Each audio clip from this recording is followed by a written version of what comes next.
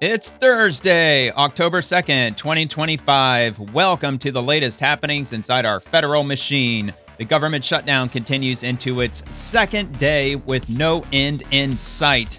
I have some updates and a little back and forth with some politicians, which I've saved for the end of the episode.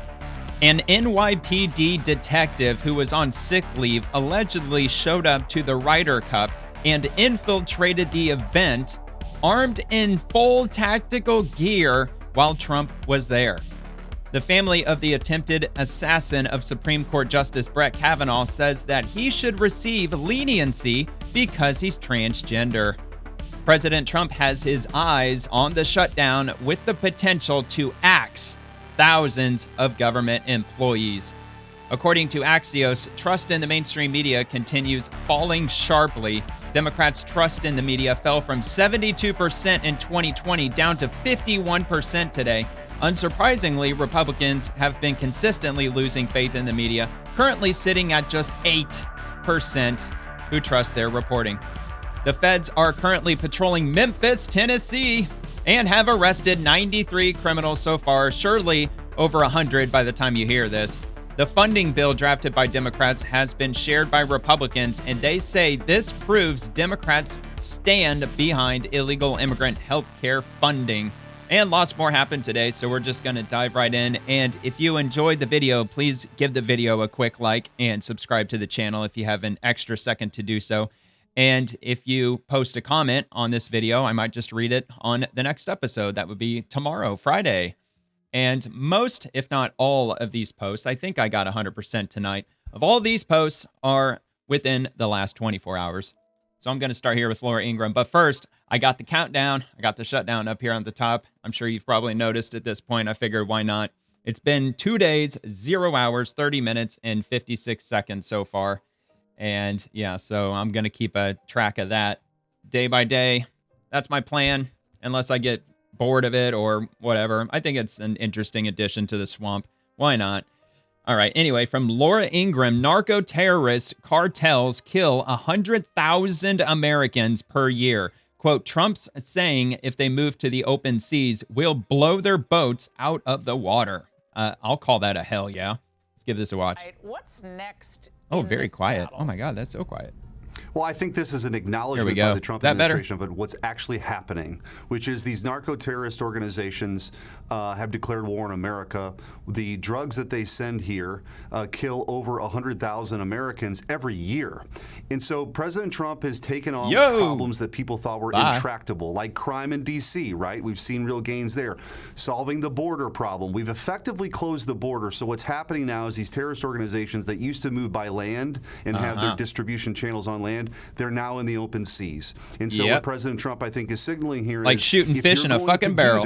We're going to blow your boats out of the water. We don't need to take you to trial. If you're a criminal organization that's trying to kill Americans, we're going to treat you that way. And remember, well, we don't need to take them to trial if they're fucking dead. We won't have to waste taxpayer money taking them to trial, holding them up in jail if we blow their asses out of the water. Just don't fucking ship drugs here, especially when you're killing 100,000 Americans a year. I think most people would consider that full-on war. This isn't like some random drug dealer in the movie Dazed and Confused. Damn near a genocide, criminal really. Organizations hell-bent on making a lot of money and harming a lot of people. All right, what's next? All right, so we got that. And I'm just going to move right on to the next one. Breaking 911 reporter, the president has been tweeting memes about you. What makes you think that he and Republicans will cave to you? Rep. Hakeem Jeffries says, public sentiment. At the end of the day, the public knows that Donald Trump and Republicans have shut down the federal government. Yeah, I somehow doubt that, especially since Democrats are still, to this day, because yesterday they were getting ratioed like crazy. Today, it's the same thing. They're getting ratioed all up and down, all over the place. And it's not just everyday Democrat, or not everyday, but like your just run-of-the-mill Democrat politicians. I'm talking the Senate Democrats' official profile on X. The same with the House Democrats' official profile on X, and also the Democratic Party, their official profile on X. If you go to any one of those three and you start scrolling, they're getting ratioed after ratioed after ratioed. And if you're familiar with the whole ratioing concept, such as right here, look, this has been ratioed, 671 likes and 673 comments. Not by a lot, but there's more comments than likes, which means that there's a lot of disagreement with what Hakeem Jeffries has to say in this instance. So of course, the American people, they are very, very much not in favor of this government shutdown. Democrats are getting eviscerated over this. They're going to keep doubling down, as they always do. But anyway, in the meantime, let's just give this a watch. Dynamic. And given the way that the president has been tweeting memes about you, has been, in your words and the words of Democrats, already dismantling healthcare, what makes you think that he will negotiate anything? What makes you think that he and Republicans will cave to you? Public sentiment. At the end of the day, the public knows that Donald Trump and Republicans have shut the federal government down. Oh, but they don't. And that they're continuing to engage in the chaos and the cruelty and the corruption that we've seen from this administration from day one of the presidency. Again, this is... Yeah, because giving health care to non-citizens is totally not corrupt at all. This is the first week of their shutdown, but we've had months of chaos and cruelty unleashed on the American people. Thanks to your dumbass. And the American people are paying close attention. And they know that it was Donald Trump and Republicans who have shut the government down. They also know that House Democrats are fighting and Senate Democrats are fighting to protect the health care of the American people. Because the Republican health care crisis has been devastating to people all across the country. Was totally funded devastating by to working class Americans, devastating to rural America, to urban America, to the heartland of America, to small town America, and to black and brown communities all across America. We've never seen anything like this in terms of the pain that has been inflicted on the American people. Because he cares so much about small towns. Republicans. House Democrats are simply making the case that we need to cancel the cuts, lower the costs, and save health care. Thank you all. Thank you all. Wow, dude. Dude, you were so fucked. You're so fucked, dude. There's absolutely no way. There's no way. Ain't gonna happen. And the Republicans better not fucking cave on this. I swear to God, if they cave on this, I'm gonna be fucking furious. I'll never register as a Republican if they do that. But if they stand their ground, maybe, just maybe, I might fucking make the jump. I don't know. I'll see. Which, full disclosure, if you're new to my channel, I'm not a Democrat. No, I'm not a Democrat. Once upon a time, I was politically retarded, but that is not the case now. But I am not a registered Republican either. I'm a no-party affiliate because I'm just, I got a lot of beef with the Republicans. But overall, they're absolutely look, I've been voting straight ticket red for 9 years now, almost 10 years. So it's pretty clear that the Republican Party, that's the party that is on this side of fucking sanity. But anyway, so I replied to this saying that he is so unbelievably wrong. I've been watching Democrat tweets all day, and they are still getting ruthlessly ratioed. That includes the official Democrat Party, Senate Democrats, and House Democrats. They are paving the way for a Republican supermajority in 2027. The reason I say 2027 is because that's when the next Congress takes over, or starts, or whatever. It's in January. Yeah, it's like the first week of January or something like that. All right, so just heading right on down to the next one. I got a lot of stuff to get through today. We got a lot of news, man, a lot of stuff happening. From Newsmax, Russian President Vladimir Putin said on Thursday that the murder last month of the conservative political leader Charlie Kirk was disgusting and proof that there was a deep divide in American society. So clearly, global leaders are paying attention. The Russians are paying attention. They're seeing the turmoil that's happening in America. Although, yeah, well, I don't know. I was about to say, when did we have just across the board peace in America, really, anyway? There's always been some kind of conflict going on here, going on there. Not really to this extent, not really this widespread, at least not in my lifetime. I know like the 1960s was pretty bad. A lot of assassinations, a lot of rioting, a lot of outright racism, not manufactured racism like what Democrats are trying to run with these days. Anyway, so Putin says murder of Charlie Kirk is a sign of deep rift in the U.S. Looks like this is Remembering Charlie Kirk video. Sometimes they have a video out there relating to the article, but usually they don't. Anyway, Russian President Vladimir Putin said on Thursday that the murder last month of the conservative political leader Charlie Kirk was disgusting and proof there was a deep divide in American society. Of course, I already read that, but wait a minute. Where'd it go? Are you kidding? What the fuck? Is that it? That can't be it. Newsmax. Dude. I'm telling you what, man, that writer better not have got paid for that. What the fuck, dude? He probably got paid like $1,000 for putting that up here. I don't think this is related, but I'll just give it a second since there was nothing here to fucking talk about. Of the Broward County, Florida, no, there's no way this is related to Vladimir Putin. But regardless, I'll link this if you're curious about checking out that segment. You can go ahead and see it for yourself. And yeah, that'll be down in the description, starting with Newsmax. All right. Wait, could you tell I didn't check that out before I started? I mean, I only got a finite amount of time. I work all day, and I only have like just a couple of hours to compile everything that I talk about on a daily basis. But I usually get pretty good stuff. At least I think I do.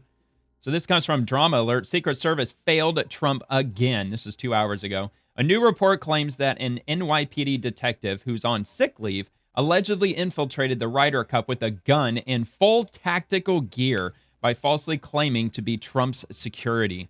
What the hell, man? Let's check this out. I'm assuming they're going to show him here somewhere.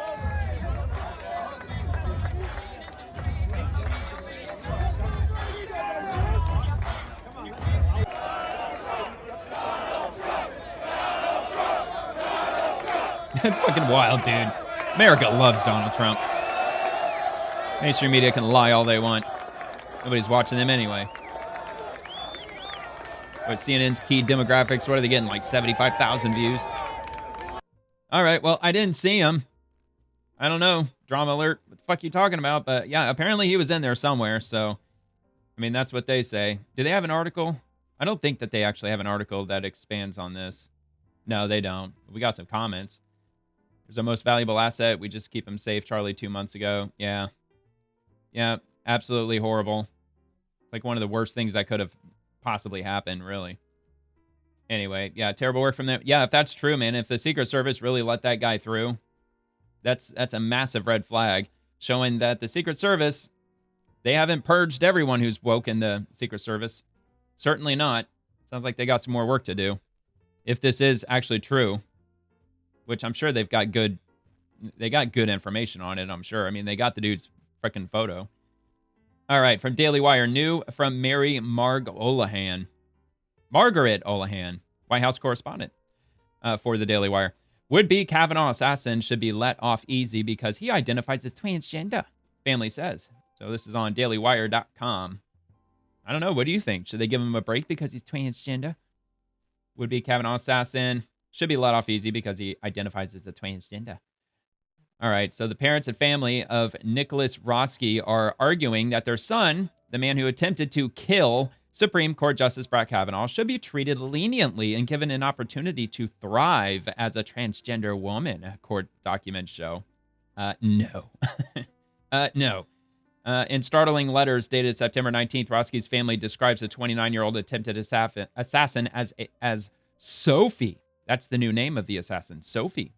And Sophie uses female pronouns now to describe Rossi and pushes for leniency for their family member who pleaded guilty to the attempt to kill a United States Supreme Court justice in April of 2025, 3 years after authorities arrested him in Kavanaugh's neighborhood carrying a bag full of weapons and burglary tools. So let me ask you this. If this was indeed a biological woman, you remove him from the situation, you put a biological woman in his shoes, do you think that the same would have to apply, that they would give a woman leniency because she was a woman and not a man?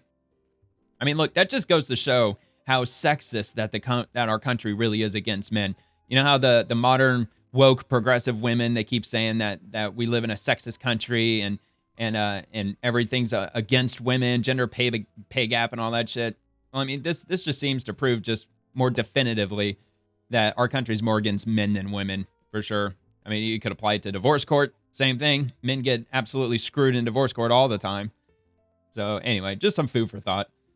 All right. Let's see. The family pleaded with Judge Deborah Boardman, who was appointed by former President Joe Biden, that Sophie needs therapy, relaxation, and the outdoors in order for him to ultimately thrive. His sister specifically expresses fears about him getting placed in a male prison with limited access to gender-affirming care. The Daily Wire first reported last month that Roski's legal team told the court he identifies as transgender and would be referred to as Sophie. It now appears, based on the family letters, that this is potentially part of its legal strategy, of course. Placing Sophie in long-term incarceration would stunt her ability to thrive and severely impact her overall life trajectory. Oh, well, poor baby. Well, maybe you shouldn't try to assassinate freaking Supreme Court justices, asshole. Writes Olivia Roski, the gay sister. Okay. The plot thickens. Of the attempted assassin, Sophie needs a balanced life and appropriate support from loving people, not incarceration. Luckily, she has many loved ones eager to show her support, and we need her home in order to fully provide that to her. Dude, these people are so delusional. You really think that they actually think that there's a chance that that's going to happen? Like, they seriously think that's going to happen. Sophie has so much to offer the world, Roski's sister insists, and I ask that you allow her to live that out fully. Well, no, actions have consequences, lady. Actions have consequences. Justice Department attorneys are recommending that Roski be given 30 years in prison. They ask that the court's sentence must send the unequivocal, clear, and strong message that attempted violence and threats of violence against members of the judiciary, as well as other public and federal officials, cannot and will not be tolerated and will be justly and severely condemned. They specifically state that the court's sentence must be significant enough to not only reflect the harm sought to be inflicted on the judiciary, but also to send a message that the consequences for these acts, no fewer than 30 years to life in prison, are not worth the perceived ideological ends. 100%, absolutely 100% agree with that. Throw the fucking book at them, especially with this political divide bullshit that Democrats have been pushing for 10 years now. Roski's family, on the other hand, believes he would do better at home with them. Oh, yeah, of course. I mean, everybody would do better at home than in prison. Of course they would. The repeated references to Roski's transgender identity indicate that they believe Boardman may be swayed toward a lighter sentence out of compassion for Roski's gender identity. Over and over, Roski's father, mother, sister, grandparents, uncle, and friends hearken back to his mental health difficulties and suggest that prison life is too hard for Roski to endure as a trans-identifying individual. Well, where was the family when he was arming up and going out to assassinate Brett Kavanaugh? Where were you then? I mean, were you enabling those actions? I mean, I'd be looking into that. Maybe they're accomplices in that. In 2023, Boardman notably denied the request of a group of Maryland parents who had asked that Montgomery County Public Schools allow them to opt their kids out of lessons that include LGBTQ books. The Supreme Court ruled this summer that the school system had violated the parents' rights. Let's see. Sophie has had to face many challenges, but remains positive, hopeful, writes Roski's mother in a letter promising over and over to help and affirm her son in his transgender identity should he be allowed out of prison. I have seen evidence of this during her incarceration. She is persevering. Over the past 3 years, she has matured, reflecting on what happened and how to never have it happen again. Well, you know what? How about they just send him to male prison, to the men's prison, and maybe he'll find a nice, handsome, lovely young man, and then they'll get married and live happily ever after. In prison. Roski's father argues that during the COVID-19 pandemic, Roski grew fearful of getting the virus or giving it to others, as well as anxious about what COVID meant for the future.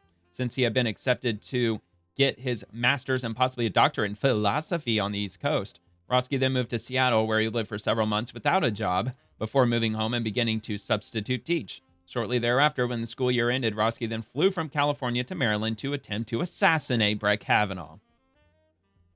She does better with structure, wrote Roski's father. Clear rules and a schedule will be given when she comes back to live with us. I think she would benefit from some assistance with developing organization. When she... Dude, these people, like I said, man, delusional to the max. Absolutely delusional. A schedule will be given when she comes back to live with us. I think she'd benefit from some assistance with developing organization and life skills. We will also work on teaching her how to do her own planning and organizing. Oh my God, dude, there's just no limit to the delusion. Anyway, whatever. Look how long this article is. Absolutely crazy. Come on, Daily Wire. But whatever, I get it. There's a lot that they said in the letter. It does go on and on. There's a lot of quotes, so there's more to be said about it, but I'll link it in the description if you want to look at that more. I don't want to really waste any more time on that. All right, anyway, from One America News, is Jerome Powell intentionally stalling the U.S. economy out of spite? Constitutional attorney Davis Younts explains that Jerome Powell is playing partisan games and posturing by refusing to lower interest rates, with Riley Lewis 760 on The Real Story, One America News. Let's check out this video. President Trump this week issuing a statement on Truth Social, calling Jerome an obstructionist. I have two questions for you about this, Davis. Number one, what do you think he means by obstructionist? And number two, it seems like he's teeing up for some kind of big moment here with Powell. What do you think that is exactly? He wants to lower the interest rates. Yeah, I mean, he is calling Jerome Powell an obstructionist because he believes that one of the drags on the United States economy right now is interest rates. He believes we're due a significant interest rate cut, and that goes to fundamental questions about monetary policy and other things. So he believes Jerome Powell, for political reasons, out of political spite, essentially because he dislikes President Trump, disagrees with some of his perspective on things, or just wants to see another Democrat in the White House, is, trying to stall and damage the American economy. I think that's been pretty clear in the opinions that have been shared, is that, Jerome Powell may be someone who would rather see the American economy tank and the American people suffer than give President Trump a perceived political victory and help implement sound policy. I might push back against that, though, because the middle class, they're still suffering financially. However, there's a lot of people in the middle class, they're just financially irresponsible, and a lot of people are addicted to spending. They're addicted to consumerism. With the record credit card debt that we're at right now, with the average new car costing $48,000, and the reason why they cost so much is because people just keep buying them. People keep buying them. So that's why they're selling them for as much as they are. But the amount of just outright debt that's out there and how people just keep spending money, lowering interest rates, it's not exactly going to incentivize the middle class to cut back and start saving more money. So I'm sure there's different schools of thought on that. I know by lowering interest rates, that is going to be a pretty significant boom for corporate America, certainly. And of course, small businesses to some extent. However, there's not, I mean, maybe I'm crazy, but I just have the belief that people don't have as much money as the government might lead us to believe, especially with inflation. Like, inflation didn't go down. The inflation rate went back down. It's back down to around, 3%, maybe 2% by now. But that still doesn't take away from the fact that groceries are 30% more expensive now than they were 5 years ago. And yeah, by and large, people have gotten used to the prices by now, but wages haven't caught up to that. So people are still financially suffering from the fallout after COVID. And I'm just not so sure that interest rates being lowered would really help the everyday American, but maybe it would. Like, I'm no economist. What the fuck do I know? I'm just some dude on YouTube. Policy that would fuel economic growth and allow families to do things like afford a mortgage payment. It's just so cynical, Davis. I'm sorry. If you're right, it's just so cynical. That's the problem. Please keep going. I can't believe that. Right. I know. And that's part of the challenge. We have to be cynical. So is there some sort of a confrontation coming? I think there is. Listen, I think President Trump is sincerely, whatever you think of President Trump, I think he sincerely cares about the American middle class, about the American worker. He understands deeply, because of what he has done in his life, because he's owned property and been successful in business, he understands what it's like to limit the purchasing power of the American people because... Yeah, but what do you have to say about housing, man? Housing, it's the largest purchase the middle class will ever make in their lives on average. Motor vehicles being number 2. And with housing still costing double what it did just a few years ago, the average American can't afford it. You have to be making over $100,000 a year to qualify for the average priced home in America today. It's like $106,000 that you have to be making household income in order to probably even qualify for the average priced house right now, which is, last I checked, it was somewhere around like $390,000. It's really close to $400,000. And American people can't afford that. They really can't. And we've been stuck in this for quite a while. And if they lower interest rates, you might get people pushing to buy housing again for sure. That's not going to drop the average price of housing. It's only going to drive it up more. I think it will, because it's the people that have been waiting and waiting, hoping for housing to drop. They may just come to the realization, look, that maybe they're not going to drop in the next few years, but at least the interest rates fell back down to whatever it might fall down to. So I guess we might as well just bite the bullet and just be house poor and just take the 30-year mortgage and just be happy that we got a lower interest rate than it is right now.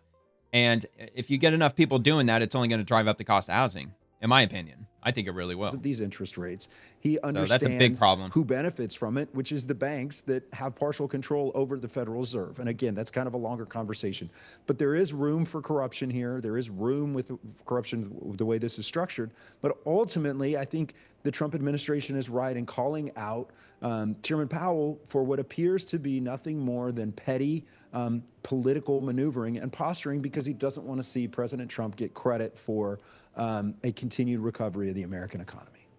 Maybe. It's a good possibility.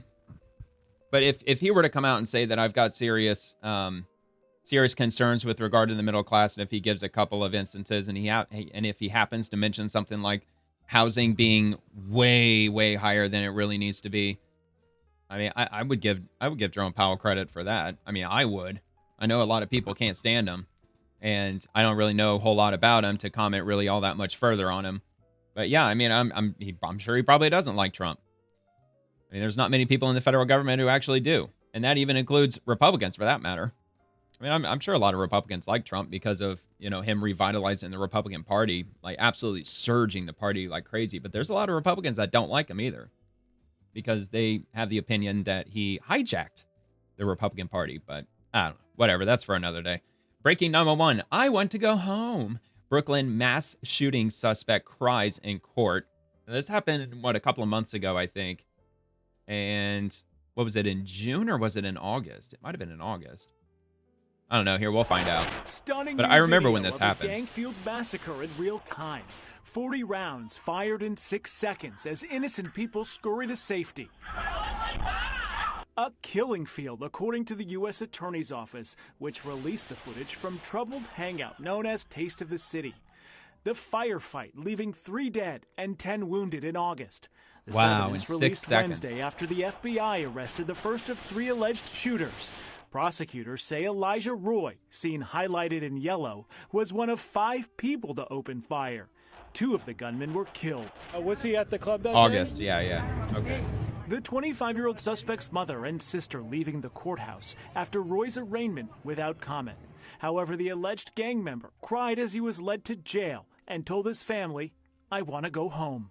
He's a 25-year-old young man who's in federal custody, just got transported from 20-hour lockdown in North Carolina. Of course he's scared. The feds say they found the ex-con hiding out in North Carolina. Shouldn't have shot up a fucking bar, 2 asshole. Brooklyn rival gangs chose to settle a score, putting countless lives in the crosshairs. Out of the 10 shooting survivors, at least 2 have filed lawsuits against the Taste of the City Lounge for not providing adequate security that night, they say. Yeah, come which on. has left them with lasting physical and emotional scars. It is in New York. They probably will lose. Amadou Ba is represented bar, by attorney Nick Romcheritar. When he entered, I mean, what do you expect? Do you expect that every bar you walk into that there's going to be a bouncer there ready to fucking frisk you?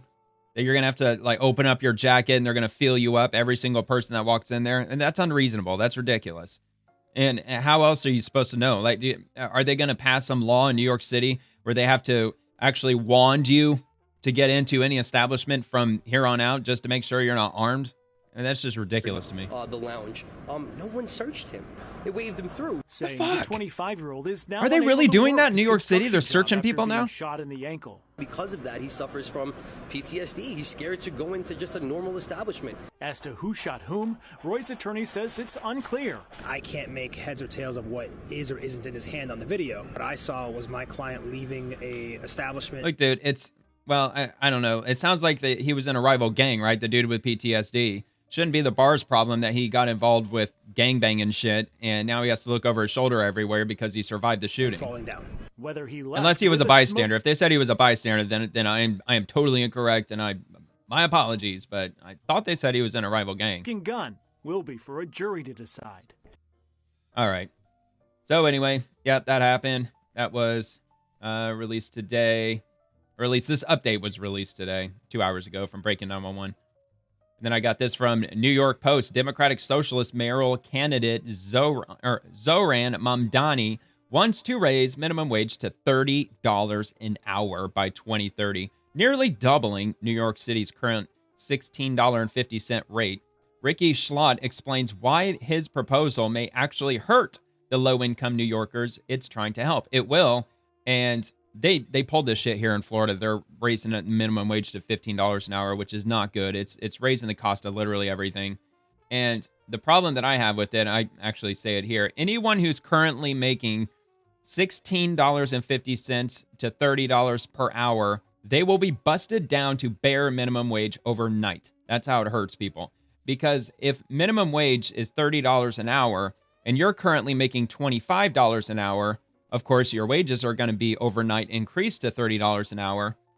But your company they have no legal requirement to add an extra $5 onto your wage, making your wage $35 an hour, if that makes sense. So you're going to be making just as much money as everybody else who is making between $16.50 and $30 an hour. All it's going to do is drastically increase the size of bare minimum wage employees. It's going to be helpful for them in the very, very short term. But within a year or so, the cost of everything is going to go up so substantially that making the bare minimum wage it's not going to be survivable. I mean, even making $30 an hour right now, which is almost double the minimum wage right now, I just don't see that working out in any way for anybody who's making $30 or under right now. And it seems to screw over the people the most who are making between $25 and $30 an hour right now. Because again, their company, maybe they will, their company might raise their wages up so that way they're getting, proportionally about as much money as they were before the minimum wage hike, but they have no legal obligation to do that. And they probably won't.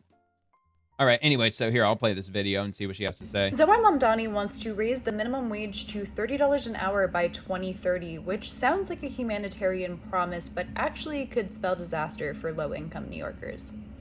Mamdani's not wrong that the cost of living is astronomical here in New York City, but when you raise the minimum wage, oftentimes you end up cutting off the lowest rung of workers. The best precautionary tale that we have is what happened when California raised the minimum wage for fast food workers, and it turned out to be an absolute disaster. Yes, it did. When they increased from just $16 an hour to $20 an hour, there were mass layoffs. 18,000 jobs across the state were lost in the sector, while across the country, this was actually a growing sector. If you stop to think for a moment, this actually makes sense, because employers are always looking to cost cut, and if they're anticipating that it's going to become far more expensive to employ people, then they might turn to automation more quickly. I was just about to say that. They're going to push really heavily for automation. I'm sure that they're doing tons of research and development in the fast food industry right now, especially with California. And if they can master that, if it's any fast food chain, if they can master that ability to automatically make food without any employees or a bare minimum number of employees, do you think they're just going to keep that in California, or do you think they're going to apply that around the country? Of course they're going to do the latter. They may look to cut corners to have less staff. And unfortunately, en masse, we know that this is what happens when you bump minimum wage. The people that are closest to the minimum wage end up, unfortunately, losing their jobs often. And even if they don't lose their jobs, many of these people will ultimately be hired for fewer hours, and that becomes tough too because they have to cobble together more jobs.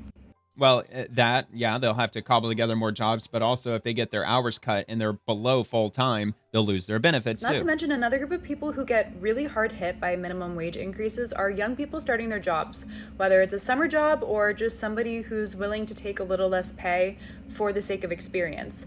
When you tell an employer that they have to treat that person as a premium, despite the fact that they might not yet have the experience or the talent or the skills to justify that salary, they may never give them that opportunity in the first place. So while Mamdani is clearly speaking to voter concerns over cost of living, and that is a huge problem here in New York City, no doubt, the minimum wage increase is something that could clearly hurt the people that it's most meant to help. Absolutely. Yeah, she gave good examples as well. And as well as the example that I gave, when just the only thing you're going to do with that, and like I said, it will be beneficial in a very, very short term. But within a year, I mean, it's not even going to be doubling the size of, or the number of people who are making bare minimum wage. It's going to explode it. It's going to be an exponential increase of amount of people who are making minimum wage. Plus these companies, it's going to take them years to finally level off and get to a point where they're able to be more profitable after that gets infused into their financials. And in the meantime, they're probably not going to give anybody wages, wage increases. I mean, like, how every year, usually most companies, they'll bump you up like a couple of percentage points each year, getting a pay raise annually if you're doing your job well. They might not be able to do that for years. So, yep, not good. But of course, doing something like that, he's not going to, if he does this, it's not going to be overnight, immediately from $16.50 to $30. At least, if he's not completely insane, he wouldn't do that, because if he did, that's going to cause some serious problems for businesses in New York. You're going to see a shitload of businesses closing if they do this big of a hike overnight. He'll probably do it like $5 per year, something like that. That's what they did in Florida. They incrementally, I believe it started in 2020. The minimum wage increased in Florida by $1 per year until it reached $15. And of course, everything got a lot more expensive, because that's what tends to happen. Things get more expensive, and pay raises annually, they don't tend to happen as often anymore. So it's not good. Anyway, from the New York Post, Trump sharpens his axe on government shutdown day 2 with thousands of federal firings planned. This is going to be interesting. I'm really interested to see how this is going to end up playing out. All right, let's get rid of the headline there. All right, President Trump huddled Thursday with White House Budget Director Russ Vought to plan for thousands of potentially permanent cuts to federal workforce on the second day of the partial government shutdown. The terminations, expect to be announced as early as Friday, would hit hardest at Democrat agencies, Trump warned, in reference to ongoing administration efforts to downsize entities such as the Education Department, thank God, and the Environmental Protection Agency. And yeah, I'm sure they, oh man, his name's escaping me right now. The head of the EPA. Oh my God, I know who it is. Whatever. But anyway, I'm sure he's not going to be all broken up about that either. He's been actually absolutely crushing it with the EPA, rolling back tons of regulations that not only Biden, but also Obama put into place. Anyway, let's see. I have a meeting today with Russ Vought, he of Project 2025 fame, to determine which of the many Democrat agencies, most of them are a political scam, he recommends to be cut, and whether or not those cuts will be temporary or permanent, Trump wrote on Truth Social. I can't believe the radical left Democrats gave me this unprecedented opportunity. They are not stupid people, so maybe this is their way of wanting to, quietly and quickly, make America great again. White House Press Secretary Caroline Leavitt told reporters that the number of job losses was likely to be in the thousands, on top of the dismissal of nearly 300,000 federal workers and contractors earlier this year under the Elon Musk-led Department of Government Efficiency Initiative. Dude, this is only good news for voters. Most voters are going to be perfectly fine with this because the government is so insanely bloated. Vought requested reduction in force plans last week from agencies across the roughly 3 million strong federal civilian workforce, setting the stage for deep cuts as Democrats balked at a temporary spending bill that would have averted a shutdown. So the number that I keep saying is 5 million because I believe I saw that somewhere. I know I saw that number somewhere. Here, let me refrain from the caps.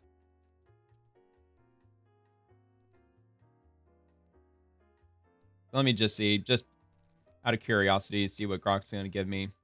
Because I think I've also heard 3, but I think if you include everything, like civilian and everything else in between, I thought it was closer to 5 million. Let me just make sure that I got it right. Oh, well, that one said 3.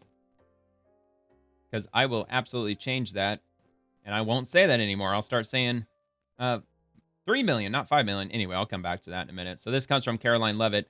Quote, for the third year in a row, the percentage of Americans who say they have a great deal or a fair amount of trust in the mass media has fallen to a record low, according to a new Gallup survey. Now, let's take a look at this chart here. It's on Axios, so I already know they're going to paywall me. I could probably do that one single trick I got up my sleeve, opening up a... Oh, wait, hold on. I got that left over from yesterday, from the Dow Jones.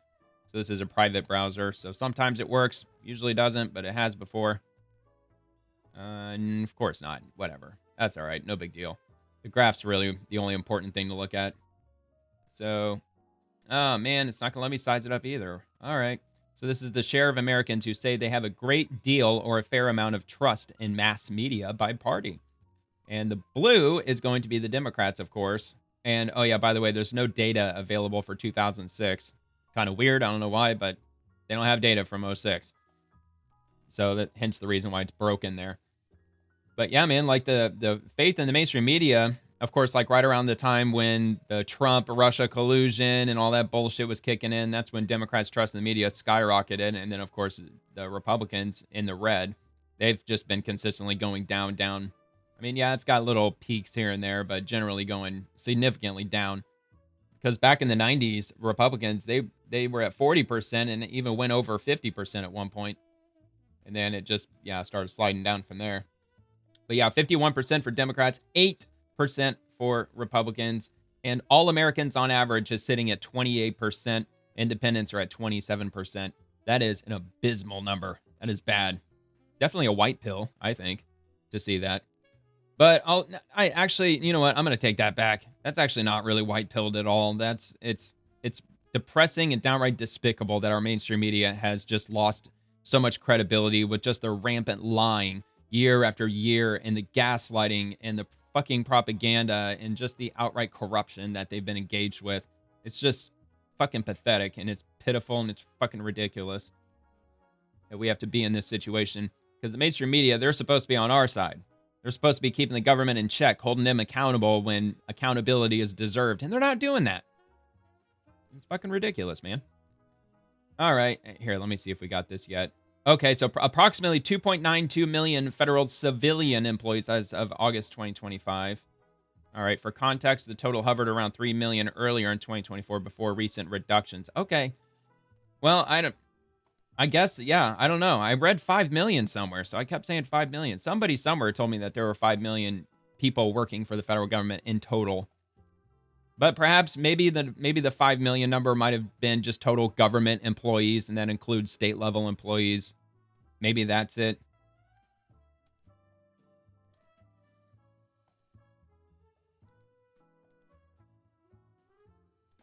That might actually be what I saw, and maybe I just got the numbers mixed up. So 3 million. Note to self, 3 million. There's 3 million federal employees. Not 5, there's 3. All right, Caroline Levitt, Portland will be saved. This is from Human Events. Katie Daviscourt tells Jack Posobiec about being assaulted by Antifa in Portland, and they give a quote here, so we'll just play it out. Katie, first of all, are you okay? Look at this, man. She got assaulted by fucking Antifa. As you guys can see, I clearly have a massive black... And you know what's fucking ridiculous and retarded about these assholes? I was watching them on Sunday night. Somebody was down there live streaming when they were in front of the ICE facility. And there's this dude. He was all dressed in black. He had a black mask on. It looks like he was one of them. Well, some like just brain dead lunatic woman got into his face and started shouting at him. And he shoved her. She might have put her hands on him first. I don't know. But he just shoved her because she kept getting in his face. And then these Antifa guys started ganging up on him. It's like, what, you gonna hit a woman? You gonna hit a woman? And anyway, they didn't like full on fight, but they started like ganging up on him and like getting in his face and shit. And it's like, dude, like Antifa, they're tearing each other apart for the most part. But you've even got Antifa out there that are standing up for women. But now you got this. You got Antifa sucker punching a woman. Guy, it's absolutely and the police insane, did absolutely man. nothing People last night. I tried to hunt them down to hold the suspect accountable, and they just said that it is too dangerous for them to go in and make an arrest. So I'm doing fine, but I'm glad. Wait a minute. They said it was too dangerous for them to move in and make an arrest? So essentially, if the outrage mob exists in Portland, Oregon, they run the city. They rule the city. As long as everywhere they go, if they go to the shopping mall or if they go to the grocery store, as long as they go in a number of how many? 50, maybe 100? If they just literally travel everywhere in a group of 50 or more, then there is nothing the police will nothing that they'll do to stop them. They can even fire off guns and whatever the hell they want because the police say, well, no, it's just too dangerous. You know, we would arrest them because he blatantly assaulted you. And yeah, but we can't do that because it's just too dangerous. And of course, they're never going to find out who did this because the dude was hiding behind a mask. In the moment, she knew who it was. She could have picked him out of the crowd. But of course, the police aren't going to find him now because he was hiding behind a mask and his little stupid ass fucking umbrella probably too. President Trump is deploying the National Guard. This place needs a lot of help, and I'm glad to talk to you about it. Well, I would hope that we at the same time, you know, let's make sure that we get this checked out with medical and, you know, I used to say in the Navy, you know, I'm not a doctor, you're not a doctor, but let's make sure, because you never know in these situations, you know, if something else has happened internally or something else is going on that you want to be careful with. I mean, so you have the black eye, but you were actually struck by, it was sort of like a flagpole or something like that. Right, What? so this Antifa-affiliated subject just started approaching me and waving the flagpole in my face, and then I kind of turned around, and that's when she swung it like a baseball bat and directly hit my eye. Oh my God, dude! What a fucking she was trying to blind you. She was actually trying to blind you, and you know, a flagpole like it didn't get her to the fucking ocular head socket, blown off. I mean, that your brain Antifa is right piece there. of shit. There's serious, very, very serious injuries that could happen. And look, I'm sitting here in the Charlie Kirk studio. We all know how serious these things can get. Absolutely. Yeah, 100% they know. I mean, I've seen them. We've probably, anybody listening to this, you've probably seen footage of Antifa out there acting a fucking fool. And they'll even go up to sidewalks and they'll start smashing the concrete and try to chisel apart at it so they can use it as projectiles to throw at cops and shit. They're fucking insane. Anyway, so this comes from Dan Bongino. Thank you, FBI Portland. This is from FBI Portland. Here are our stats to date for combating criminal activity at the ICE facility. Pretty lousy that only one arrest has happened, but it was in the last 24 hours. It's better than zero. Better than zero, I guess. Destruction of federal property was what they were arrested for. And 27 active and pending investigations, and there's been 128 arrests since June 9th, 2025. So that's a much better number, 128 arrests. So that's good. It's very good. All right. U.S. currency. Not really, in the moment swamp news, but I saw this and I thought it was cool. To help pay military expenses, the Massachusetts Bay Colony printed the first official paper notes in the United States. The idea caught on quickly, and soon other colonies were printing their own currency, which was in the year 1690. Paper currency was first issued in the United States. So if you want to check out a little history lesson, I'll link that in the description below if you want to take a look at that. I'm a little pressed on time because I got a lot of stuff to get through, but I thought that was an interesting look. I'll probably read that after the episode. Rapid Response 47. We've put out 7 wars. Now it could be 8. It looks like the Middle East could very well be solved, says the president. Quote, we're going to have Gaza plus peace, overall peace. That would be an amazing achievement. Nobody certainly would. Done 7 wars. We put out 7 wars. Now it could be 8. You reported, you were there yesterday. Mm-hmm. It looks like the Middle East could very well be solved after 3,000 years approximately. We're going to have more than Gaza. Yeah, really. We're going to have Gaza plus peace, overall peace. That would be an amazing achievement. And then we'll get Russia taken care of somehow. We're going to get that. I thought that would be an easy one. That's been a difficult one. Nobody. Well, and then maybe not Trump. It probably won't happen, in the immediate future. But looking 10, 20 years from now, they're going to have to get rid of Islamic extremism in Europe. It's going to happen in Europe because there's a lot of people. I've seen the footage in the UK, also in France. There's some radicals that are living there, man. They're getting kind of crazy. And apparently there's like 40 or 60 different Sharia law courts or some shit that exist in the UK right now. It's absolutely crazy. Anyway, from Attorney General Pamela Bondi, great to be in the iconic city of Memphis yesterday with Secretary of War and also Stephen Miller, Deputy Chief of Staff, and also the U.S. Marshals HQ, Director Seralta, and Governor Bill Lee as we all work together to make Memphis safe again. Thank you for all of our law enforcement agents doing the hard work to get criminals off the streets of Memphis. One city at a time. We will make America safe again. Thank you, President Trump, for your leadership. God bless America. There they are. Getting their photo op, getting their photos taken.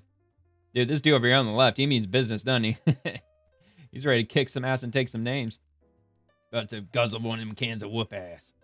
All right, Attorney General Pamela Bondi, again, in just 72 hours, our Memphis Safe Task Force is making an incredible impact on this iconic American city. Just yesterday, 40 arrests were made, including a Trinidad terrorist, a felon in possession of a firearm, a man wanted for rape of a child, and an arrest for assault on a federal officer. To date, there have been 93 arrests and 28 illegal guns seized. Our work is saving lives.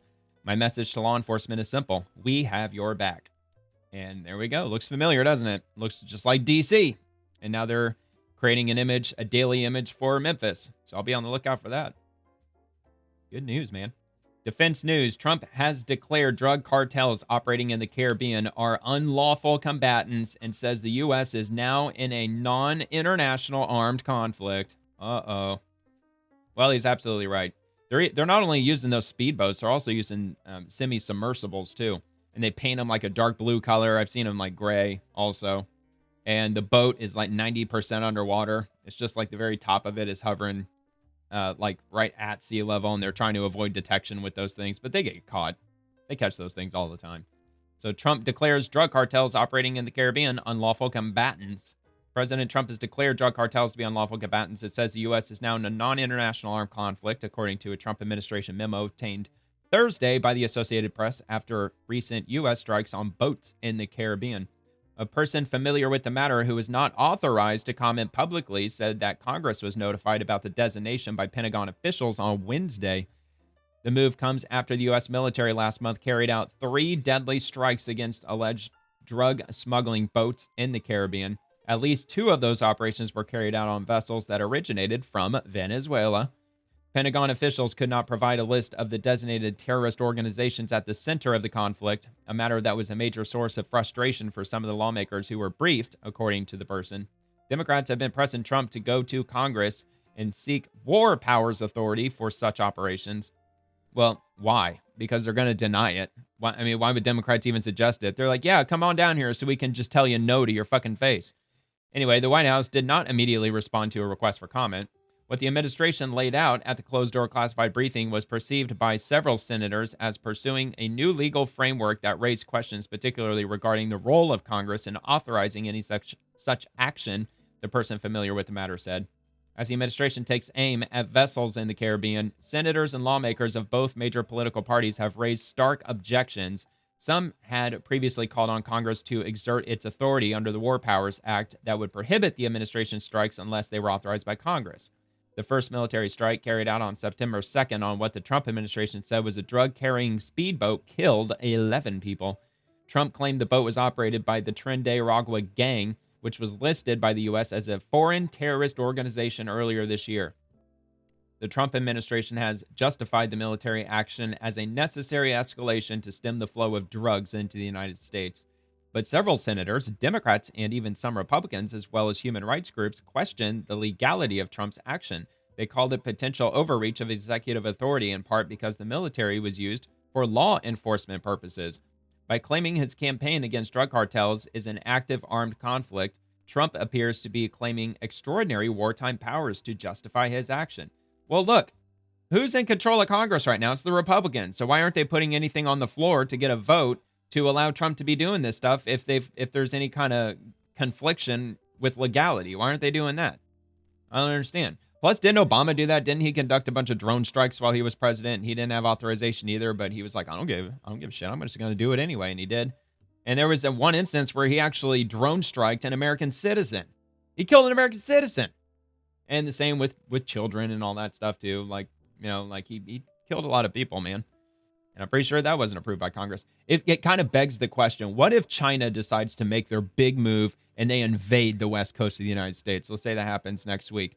Do you really think that Democrats are going to be all gung-ho to give Trump that presidential authority to declare war and to essentially, run a war as president? I doubt it. I don't think they would. I don't know. I think they would just sit there and waste time while China just completely takes over the West Coast. Wouldn't surprise anybody, I don't think. It's like they forgot a period there. Anyway, defense news. That'll be linked in the description. And this is from the GOP. Make America Healthy Again. And this is from Caroline Leavitt.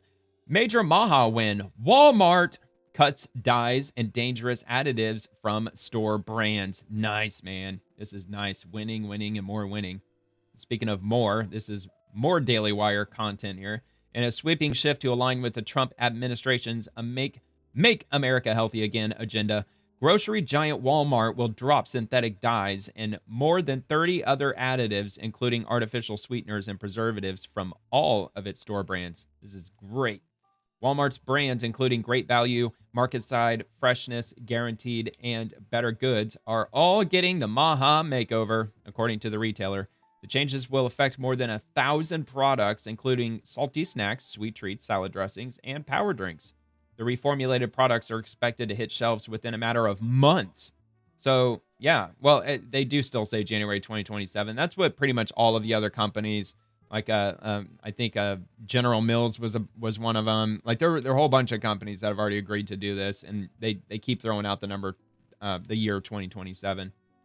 But anyway, our customers have told us that they want products made with simpler, more familiar ingredients, and we've listened, Walmart US CEO John Furner said. By eliminating synthetic dyes and other ingredients, we're reinforcing our promise to deliver affordable food that families can feel good about. The changes are expected to have a significant impact on the American family as Walmart plays a massive role in national grocery shopping. Just last year, the company netted $276 billion in grocery sales. Damn. HHS, Health and Human Services Secretary Robert F. Kennedy Jr., who's viewed as the figurehead of the Maha movement, has been working with private companies to end the use of synthetic food dyes and other controversial additives. So far, major corporations like PepsiCo, Tyson Foods, and Sam's Club, among others, have signed on to the mission.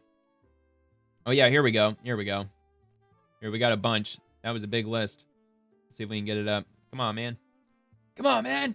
All right, Steak and Shake, McCormick, PepsiCo, In-N-Out Burger, Tyson Food, Skittles, Sam's Club, Kraft Heinz, General Mills, Nestle, Kangara Foods, J.M. Smucker, Hershey, Consumer Brands, and International Dairy Foods, and also the snack brand Utz, UTZ. They also announced just the other day that they're removing artificial dyes from all their products. The only Utz product that I'm familiar with are those giant pumpkin jugs full of cheese balls that you see on the shelves. Yeah, that's who they make those. And they provide them year round, but they turn them into like a clear jack-o'-lantern shape during Halloween. So anyway, yeah, man, good times, good news. I lost my bookmark spot because my stupid ass went back too far. That's okay. It's all right. We're not too far down here, are we? Nah, I don't think so. We got this. We got this. All right, so we got that. All right, yeah, here we are. So Chairman Gruters, this is unacceptable, especially just weeks before Election Day when Maine will be voting on a ballot measure to require voter ID. We're in touch with the Maine GOP and are evaluating options to get answers and hold Democrat Secretary of State Sheena Bellows accountable. Now, what could they possibly be talking about? Take a look at this. A Maine woman opened up her Amazon package this morning to find 250 Maine election ballots. This Maine GOP is actively pursuing truth and exploring legalities surrounding the issue. Look at this. She found it. It's wrapped in cellophane, wrapped up in plastic, sitting in an Amazon box. State of Maine, official ballot, referendum election, November 4th, 2025. All counties except Somerset and Washington. What the fuck, man? Do you imagine that? Opening up an Amazon package and finding all this shit? It's very peculiar. It's really strange.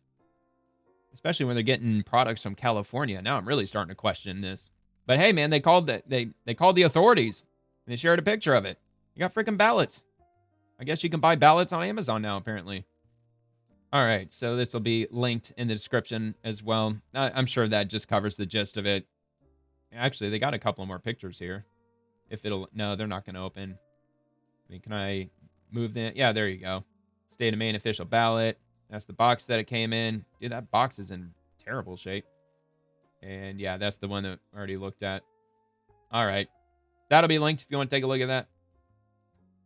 Let me go back one more. Here we go. Oh, yeah, looks like I may have just had the other tab open. No biggie. All right, Homeland Security. Become a Homeland Defender today. If you want to help us decide who will enter the country, then join us. Go to uscis.gov/join. That'll be linked also.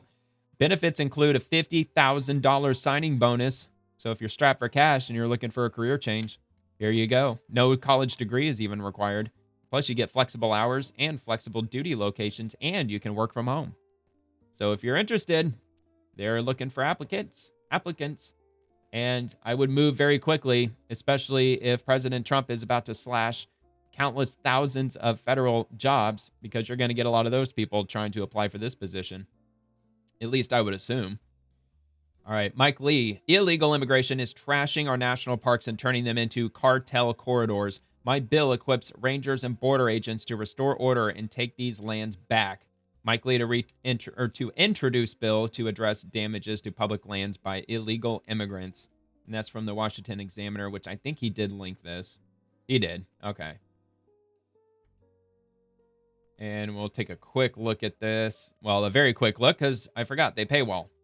Washington Examiner, they don't let us read it. It's kind of irritating and a little bit frustrating that politicians, when they link an article for the public to read, it's an article that's hidden behind a paywall. It's kind of frustrating. Senator Mike Lee plans to introduce legislation to address environmental damage to federal public lands caused by illegal immigration. Lee, who chairs the Senate Energy and Natural Resources Committee, plans to introduce the Borderlands Conservation Act on Thursday, today. The legislation is aimed at tackling illegal immigration-related problems on public lands, such as trash buildup, abandoned vehicles, unauthorized roads, human waste, cattle trespassing, and wildfires. Quote, this legislation provides the needed authorities and steps to secure the border, conserve land that is ravaged by illegal immigration, and stop the environmental destruction caused by unlawful entry. A fact sheet for the bill reads. Oh, dude, it's not even going to let me click on that. Assholes. Since taking office, President Donald Trump has taken an aggressive approach to illegal immigration by enabling tougher enforcement along the borders and within the United States. And Lee's bill, obtained by the Washington Examiner, would require collaboration between the Department of the Interior, Forest Service, blah, blah, blah. And then it kind of trails off from there. And, of course, they've got a link, which they're not going to let me click on. But that's okay. If you want to read it, I'll try to find it for you. So this is going to be it, right? And let me just do this.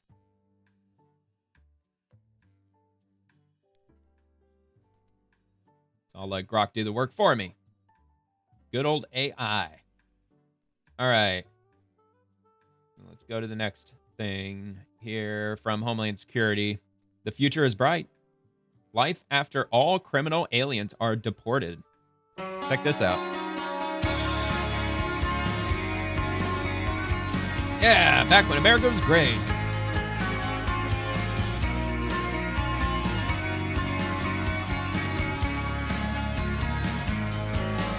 Yeah, I forgot Trump did those pizza commercials.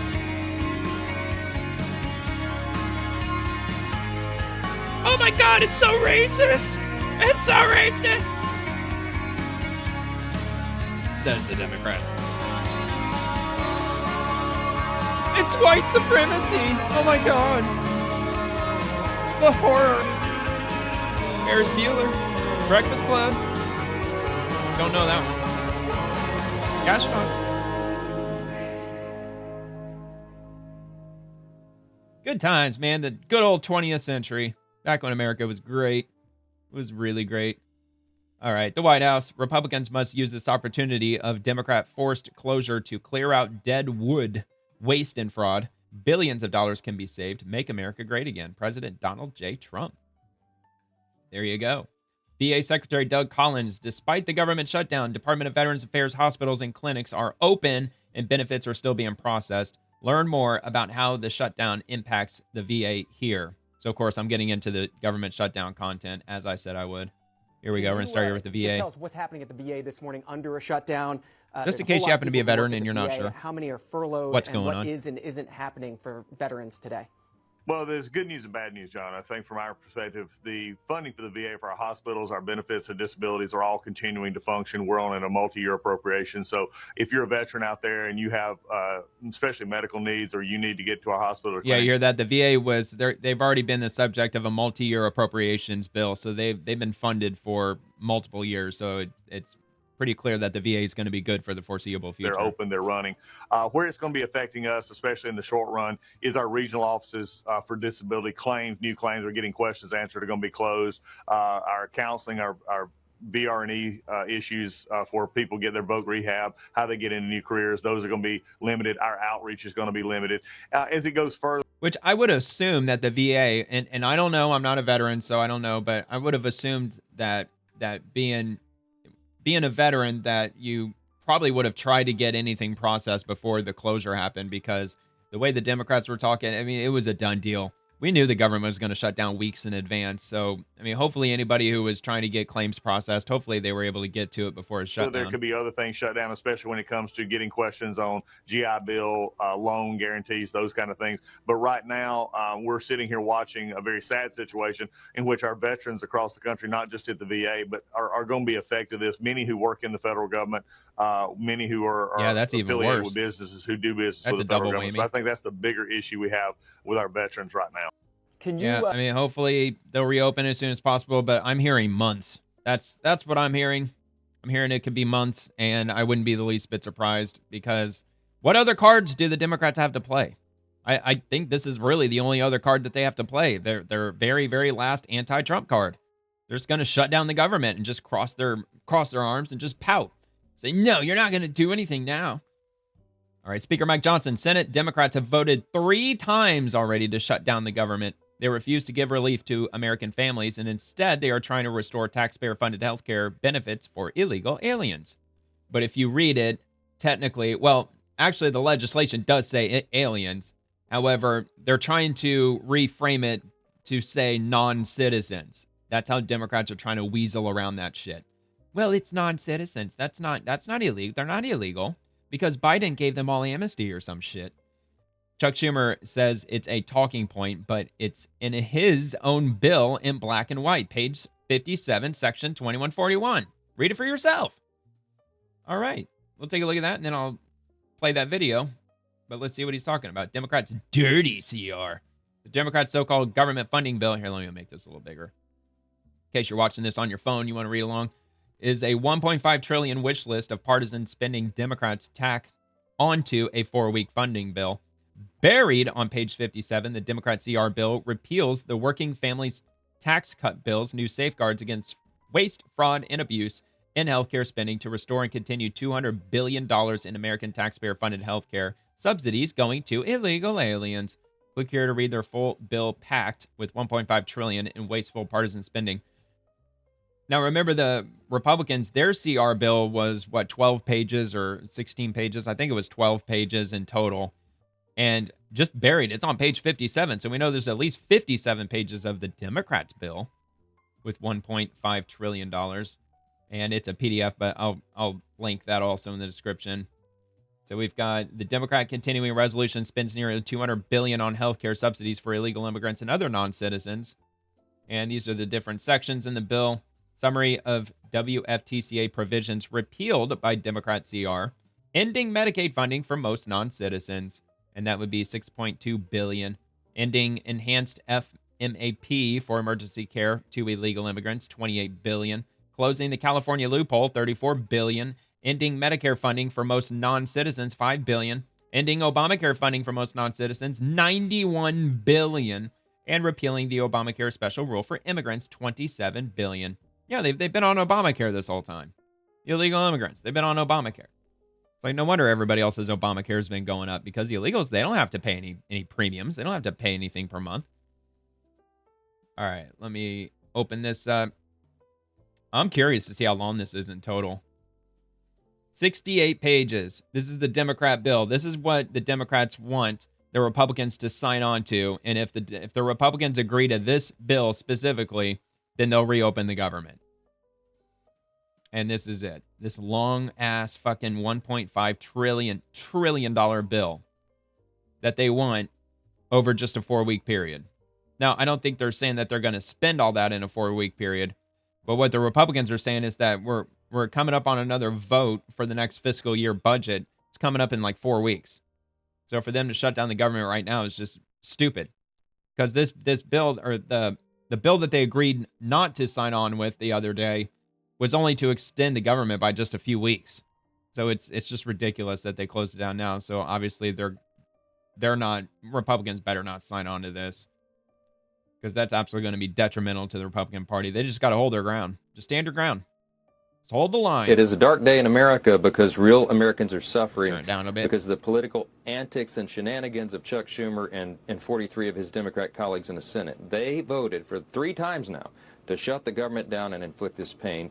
And their whole they probably vote every day on it, what don't you they? just said. One of the primary demands that they have made for us to open the government is to restore taxpayer-funded benefits in health care to illegal aliens. Now, they're claiming they're that's a Republican non-citizens, talking though. point. But as John Adams said, facts are stubborn things. We stood and did a House Republican leadership press conference this morning in front of every media outlet in the United States, and I walked them through specifically title and verse and page number of the Republicans, the Senate Democrats' own measure that they filed into the record, their counter proposal, continuing resolution, that says all these things. Now, I'm going to tell all your listeners, you can pull this up and go through it yourself. Go to speaker.gov, go to the press release page, you'll see all this. You can access their own legislation, not Republican sure talking did. points. It's linked down below if you want to check it out. I will direct everybody to page 57 of that document that Chuck Schumer filed, and go to section 2141. It says it right there in the black letter. They want to repeal the important changes we made to the law in the One Big Beautiful Bill, the Working Families Tax Cut, Larry. That's where we cut out all the taxpayer funding to illegals, and Chuck Schumer and the Democrats are staking this entire game on their demand for us to unwind that, reverse it, and make sure that taxpayer funds go to aliens again. We're not doing it. Yeah, and you see how the Republicans are actually showing receipts. They're actually linking, and they're showing the actual document that you can go and read for yourself. And they're showing it right here in black and white, so you can read it for yourself and see what the Democrats want to pass specifically. Everything's right here. Everything the Democrats want to reopen the government is right here. So you can click on it down in the description. I'll even add an extra title so I can make it easier for you to see it. But it's on appropriations.senate.gov down below. And the Democrats, they're not showing anything. They're just using their words. They're saying, no, we're not. It's not for illegal immigrants. Republicans control everything, so it's like their fault, man. Anyway, RNC Research, New Hampshire Democrat Jeanne Shaheen, and gives her a quote. Let's just play it. I haven't heard anybody in my party saying that illegal immigrants should get access to the health insurance marketplace. I'm so glad you said that. Actually, I have some tape of your Democratic Party members saying this on the debate stage. So they've all said it. Let's play the clip. Uh-oh. You forgot about this one, didn't you, lady? I remember this. About these government health care plans Raise your hands. proposed in one form or another. This is a show of hands question, and hold them up for a moment so people can see. Raise your hand if your government plan would provide coverage for undocumented immigrants. Well. Oh, man, I wish they didn't cut that earlier. I wanted to get her reaction to that. Dude, why didn't you give us a reaction, man? Clown world. I'm so glad you said that. Here's a clip. I would love to have heard her reaction to that, man. Why the fuck did they cut that off so early? All right. Senate Republicans scare your neighbors this Halloween with Shutdown Schumer's Halloween costume. Of course. You know, the left can't meme, though. Rep. Riley M. Moore. Democrats are holding paychecks for troops and Border Patrol agents hostage to give free health care to illegal immigrants. They want Republicans to comply with their insane $1.5 trillion wish list. It's not a Republican talking point. Here is their own bill text. And it says here, subtitle B of Title 7 of the Act, titled in Act 2, provide for reconciliation pursuant to Title 2 of H. Is repealed, and any law or regulation referred to in such subtitle should be applied as if such subtitle and the amendments made by such subtitle had not been enacted. Dude, this fucking ridiculous ass legislation, man. The way they word this shit, that makes like almost literally no sense to me at all. But that's all right. It's a thread, so they got more info down here. Here are the important reforms we secured in the Working Families Tax Cut, which is the One Big Beautiful Bill, to put the American people first and ensure their tax dollars aren't paying for illegal aliens to receive government health care benefits. Democrats are gutting these protections with their Crazy America Last bill. Ending Medicaid funding for most non-citizens. Ending enhanced FMAP for emergency care to illegal immigrants. Closing the California loophole. So I just went over this a minute ago. So, I mean, we get it at this point. And so they've got the highlights here. Section 71109, alien Medicaid eligibility. See, they're actually using the word alien, too. Section 71110, expansion FMAP for emergency Medicaid. And Section 71117, requirements regarding waiver of uniform tax requirement for Medicaid provider tax. The next one, limiting Medicare coverage for certain individuals. That's 71201. And The second to last is 71301, permitting premium tax credit only for certain individuals. And the last one, 71302, disallowing premium tax credit during periods of Medicaid ineligibility due to alien status. And that's what they want to undo. Want to get rid of it. The Democrats' America Last bill rewards illegal immigrants for breaking into our country with health care benefits instead of caring for our own American citizens. This is completely unacceptable. We will never let this happen. Pass the clean CR now. And could not possibly agree more. And we'll move to the next one. It's right there on paper. Democrats are fighting for health care for illegal aliens, not the American people. Subtitle B, health. And then we've got the same thing that I just went over. Alien Medicaid eligibility. Section 71109. And that'll be in this PDF, I imagine. 71109. Is that going to be in here, or was that in the previous bill that they decided not to vote on? Yeah, I don't see. Hold on. Let me try this. Okay, so no. So what they're showing is the bill that the Republicans already passed. So was that the one big beautiful bill? A provision in there, or was this in their most recent one? This might have been in the most recent bill that the Democrats refused to get on. They're fighting for health care for illegal aliens. All right. Democrat Rep. Richie Torres is lying.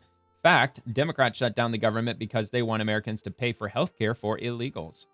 MSNBC. Look, Democrats are fighting for the health care of the American people. I mean, Democrats are largely in Washington, D.C., intent on reopening the government and protecting the health care of the American people. Yeah, including the undocumented American migrants, man. That's who they're fighting for. The undocumented American citizens. All right, Margot Martin. Watch this exchange. Read Democrats wanting free health care for illegal aliens. And then they give a quote. Let's take a look at this. Undocumented immigrants, even though it's against the law for them to get these benefits. I know there's some debate about law-free presence. Do you think that illegal aliens should receive Medicaid benefits? Medicaid benefits that go to the most vulnerable I didn't ask about benefits, and that's a debate. Medicaid benefits that were designed to help low-income families and Americans in our country. But they can't receive them. So what the Biden administration did, Gabe, is they allowed tens of millions of illegal aliens from all over the world parole and temporary to come protected into our status. country, yes, and they paroled them into the system. And you cover immigration, and you know well, it was a complete abuse of our immigration system. But my question and isn't. They slapped a Band-Aid on these illegals. They called it temporary protective status, and then they allowed those illegals from all over the world to get free benefits. And you know who would like free benefits? I understand that point, Hardworking Americans who work their butts off every day, who are living paycheck to paycheck because of the Biden-induced inflation crisis. And there were higher wait times at hospitals under the Biden administration. We saw these illegals committing crimes all over our country, and they're getting things for free. That is fundamentally unfair, and this administration But is not for the ER. All right, hold on. I want to hear what his first question was, or his initial question. Oh, yeah, that's right. X gets weird, so I got to refresh it. Not sure why it does that, but if I reach the end of the video, for some reason, it becomes a jerk, and it doesn't let me play it. Oh, man. So now I got to go all the way back down again. Moving on down. Hey, there we go. To undocumented immigrants, even though it's against the law for them to get these benefits. I know there's some debate about law-free presence. Yeah, all right, whatever. It would have been nice, Margot Martin, if you would have given us a little more context, but anyway, we'll move on.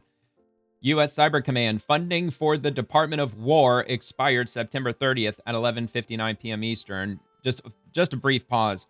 They're outside. So that means that this government shutdown, I mean, is this just for show, or did they actually close down the press briefing room? Did they actually close that as part of the government shutdown? Maybe they did. I'm assuming that they did.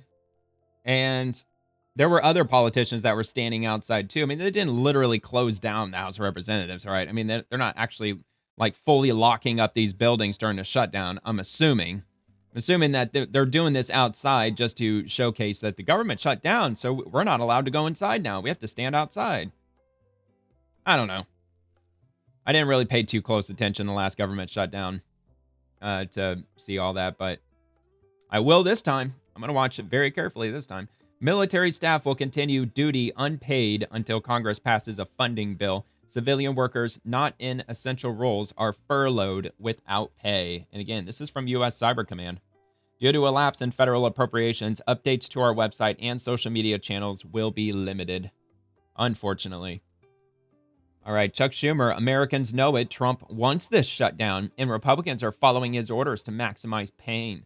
Democrats will keep fighting to save health care for all Americans. Oh, yeah? Let's take a look. 1,000 likes, 3,000 comments, ratioed, 3-to-1, ratioed. But I'll play it If anyway. it has to shut down, it'll have to shut down. We can do things during the shutdown that are irreversible, like cutting vast numbers of people out because of the shutdown.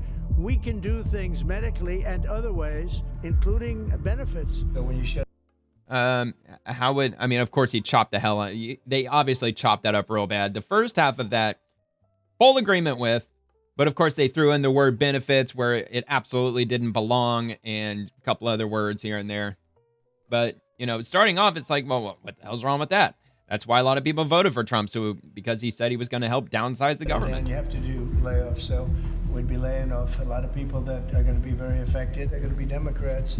A lot of Dude, they chopped up that beyond belief. It's fucking asshole. can come down from shutdowns. We can get rid of a lot of things that we didn't want. Well, there could be firings, and we could cut projects that they wanted, favorite projects, and they'd be permanently cut. Dude, Chuck Schumer's such a fucking prick. Anyway, I got to look at a couple of comments here. I'm sure it's just filled with memes, which is hilarious. Yeah, Schumer shut down with his man boobies. Little man boobies. When Democrats say you shouldn't put on a sombrero, yeah, really? That's hilarious. Yeah, that's not cult-like behavior. I could not fucking stand COVID, dude. COVID was such a nightmare.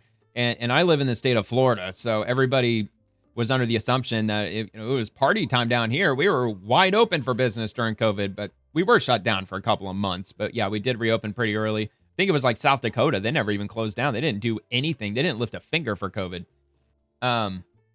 Even still, man, like most places still made you wear a mask everywhere. It really pissed me off. All right. Let's see. Government shutdown in 10-9-8. Yeah, basically. That about sums it up. We must fight to fund healthcare for illegals. Illegals first. Mr. Sombrero. Alan West.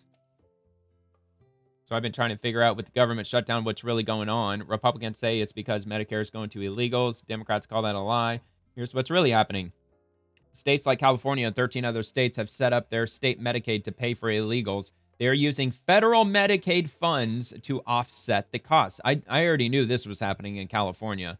So without those federal funds, they can no longer provide health care to illegals. So in summary, the Democrats absolutely do want to give health care to illegals by indirectly using our federal tax dollars. Period. There you go. So that's another good way to articulate how they're giving money to illegal immigrants. They're doing it on the state level. So we're funding state health care, which they're taking the state money given by the federal government to pay for the illegal aliens. U.S. government shut down after Senate Democrats failed to support stopgap funding bill. All right. Anyway, there's nothing to negotiate now. You lost the House, the Senate, and the White House. Yep, sure did. New health insurance. Oh, yeah, I checked this out yesterday. New health insurance option for undocumented immigrants over 65. Starting January 1st, 2024, there is now an option for health insurance available for undocumented immigrants over age 65. That was done by Democrats, of course. Another thing that really pissed me off about COVID in New York City, remember the Roosevelt Hotel and those other 5-star hotels that they were housing illegal immigrants in? Apparently those hotels were on the verge of bankruptcy. I guess they were hemorrhaging money and they were about to go out of business when COVID kicked in and the state of New York said, hey, how about this? How about we give you $400 per hotel room per night? We'll pay for the entire building, and we're going to house migrants. We're going to put undocumented migrants in your hotel. They might cause a little damage here and there, but hey, at least your hotel is going to be operating at 100% capacity and not like the 20% capacity you've been stuck with in recent years. Yeah, that's not corruption at all. Anyway, I guess I'll just move on to the next thing. Yeah, pretty clear. Democrat. Just stop lying. Pass the clean CR. 53 Republicans, 60 to pass. Absolutely, 100%. All right. More sombreros. Now with more sombreros. Clown world. Let's go to the next one. From Senate Democrats. If Donald Trump and Republicans do not work with Democrats to extend ACA tax credits, 24 million Americans will see their premiums double. That is why we are fighting. Watch Senator Ruben Gallego lay it out. Watch him gaslight you and fill your head with propaganda as you get brain bleached. Which also, 348 likes, 760 comments, ratioed. We got it again, of course. United States government. And look, man, this is on the Senate Democrats profile. This is their account on X. 1.2 million followers. And it's got the gray check mark, so it is an official government entity. And they're getting ruthlessly ratioed when it comes to the government shutdown. You gotta love it. Do not extend these tax credits. U.S. citizens are going to pay, 24 million of them, on average, double the premiums for the rest of their lives. Show us. Show us the text. Show us the black and white. Show us the proof. Show us the formula. Show us the calculation. Show us how you're getting to that number. Because over on the Republican side, they showed me black and white. They gave me a fucking PDF. They gave me a PDF that I could download and read for myself for free. So where's all your shit? You're not showing me anything. Rest of their lives. Right now, when the cost of food is high, groceries high, energy is high, cars are high, housing is high. Biden. Yeah, all that shit happened under Biden, dude. What else you got? Donald Trump Republicans are going to add on top of that, willingly, insurance on top of that. And there is no going back. But what's really going to hurt is the 24 million Americans that Donald Trump and the Republicans are willingly going to increase their insurance premiums just out of partisan politics. Woo-wee, man, that gaslighting fucking stinks, man. Senate Democrats, Donald Trump promised to lower costs on day one. Yet groceries, housing, electricity, Biden costs are going up. And if all Republicans let the ACA tax credits expire, health insurance premiums will double over 20 million Americans. This is what this fight is about. Well, you know, Elizabeth Warren, she always brings her receipts, doesn't she? She's got a big stack of documents. She's going to go over it page by page. She's going to show us every single talking point. She's going to show us every bit of ironclad evidence in this minute and a half. I just know it. She's totally going to show us the evidence this time, right? The fight is over the families who are getting their health insurance premium all right, notices so this might be from the as debate. You and I sit here. There are people I thought it was her doing another I'm going to talk to you videos. Got their health care notices saying, remember how much you used to pay? You're going to pay a whole lot more next year. Where's the proof? That's what this fight is about, and that's why the fight has to occur right now. We have to get this straightened out. Remember what was happening 1 year ago right now? Donald Trump was saying over and over and over, he was going to lower costs on day one. Lower costs on day one for Yeah, families. they have been going down. So here we are. At least the rate of inflation has been going down. 250 days in. Cost of groceries is up. Cost of utilities is up. Cost of real estate is up. Still from Biden. Of school shoes is up, and backpacks and baby strollers. As I said. Big part of it is up because of Donald Trump's tariffs. Because of Biden. So families are paying and paying. Tariffs and paying, were not affected. And Republicans. They did not affect the school supply. Then say we're going to push up the cost of health care higher than anyone had imagined. Knock 15 million people off their coverage, drive up the cost of coverage for everyone else, close rural hospitals, close community health care centers. Dude, Democrats voted against that $50 billion infusion into rural hospitals to keep them running because they are cutting back on Medicaid because there's too much fraud going on. They're throwing out tens of billions of dollars into fraudulent claims through Medicaid. That's a major reason why they're cutting so much of it. That's the Republican plan, because you know what the real heart of it was? They gave away $1 trillion to the billionaires. And that was the okay, part let's that see that matters one. To them. Let's see that proof. Democrats are here to fight. Because I hear that talking point all the time, but they never fucking show any receipts. They never show anything. They don't show anything. And if I'm wrong, and if you have anything out there that you can show me, send it to me on my X account. It's at SPAETHON. It's the same as my YouTube name, except it's got an N at the end like November. But I ain't seeing any of it. Not seeing anything. All I see is just their gums flapping in the fucking wind. They're not showing us anything. Well, they give like $1 trillion to billionaires. The end. Just buy it. Just believe it. Because you just have to. All right, Congress. Oh, yeah, by the way, did this get ratioed? Of course it did. It got ratioed. I don't know if I already went over that. Did I already go over that? I probably did. All right, Congresswoman Julie Fedorchak.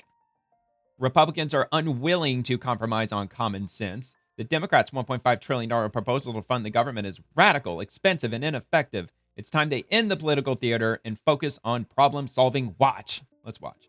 All right, so I do want to bring in Congresswoman Julie Fedorchak. She is a Republican representing North Dakota and joins us now live to discuss all of this here. Thank you so much for taking the time to be here with us today. Republican representing North Dakota and joins us now live to discuss all of this here. Thank you so much for taking the time to be here with us today. That's a beautiful day. Thank you, Josh. It's great to be here. And I did want to ask you, I want to start off by asking you, as we wait to see exactly what is going to happen over the next several hours and possibly even days here, what is it that Republicans overall are not willing to compromise on? Well, Josh, Republicans are simply unwilling to compromise on common sense.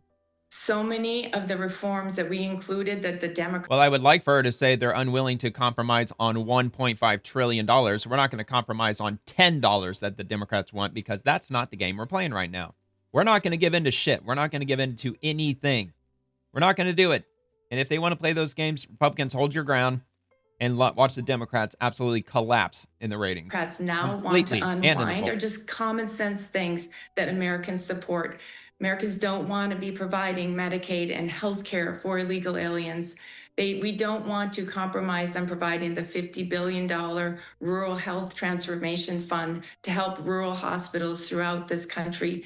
Yeah, and that was already passed in the one big beautiful bill. They already passed that $50 billion that's going to be infused into rural hospitals around the country, because they are going to take a hit from the Medicaid cuts, or they're not, because they're receiving $50 billion to keep them up to snuff financially. But the Democrats voted against that. But they're all about health care, though, right? We don't want to compromise on eliminating work requirements for able-bodied, healthy Americans who receive benefits. Those are the common sense solutions that we're not willing to compromise on in order to get past this. What about for Democrats? What message do you have for the Democrats here as we kind of see this play out, again, entering day 2 at this point?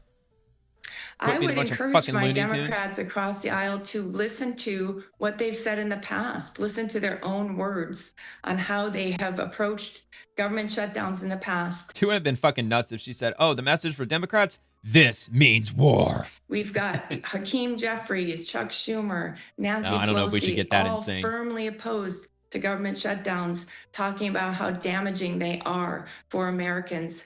Alexandria Ocasio-Cortez has said shutting down the government should not happen when you don't get your way. It was her very first floor speech. So first and foremost, I would encourage them to listen to what they've said in the past and then get on board. We will address these issues after we open back the government and get past this continuing resolution.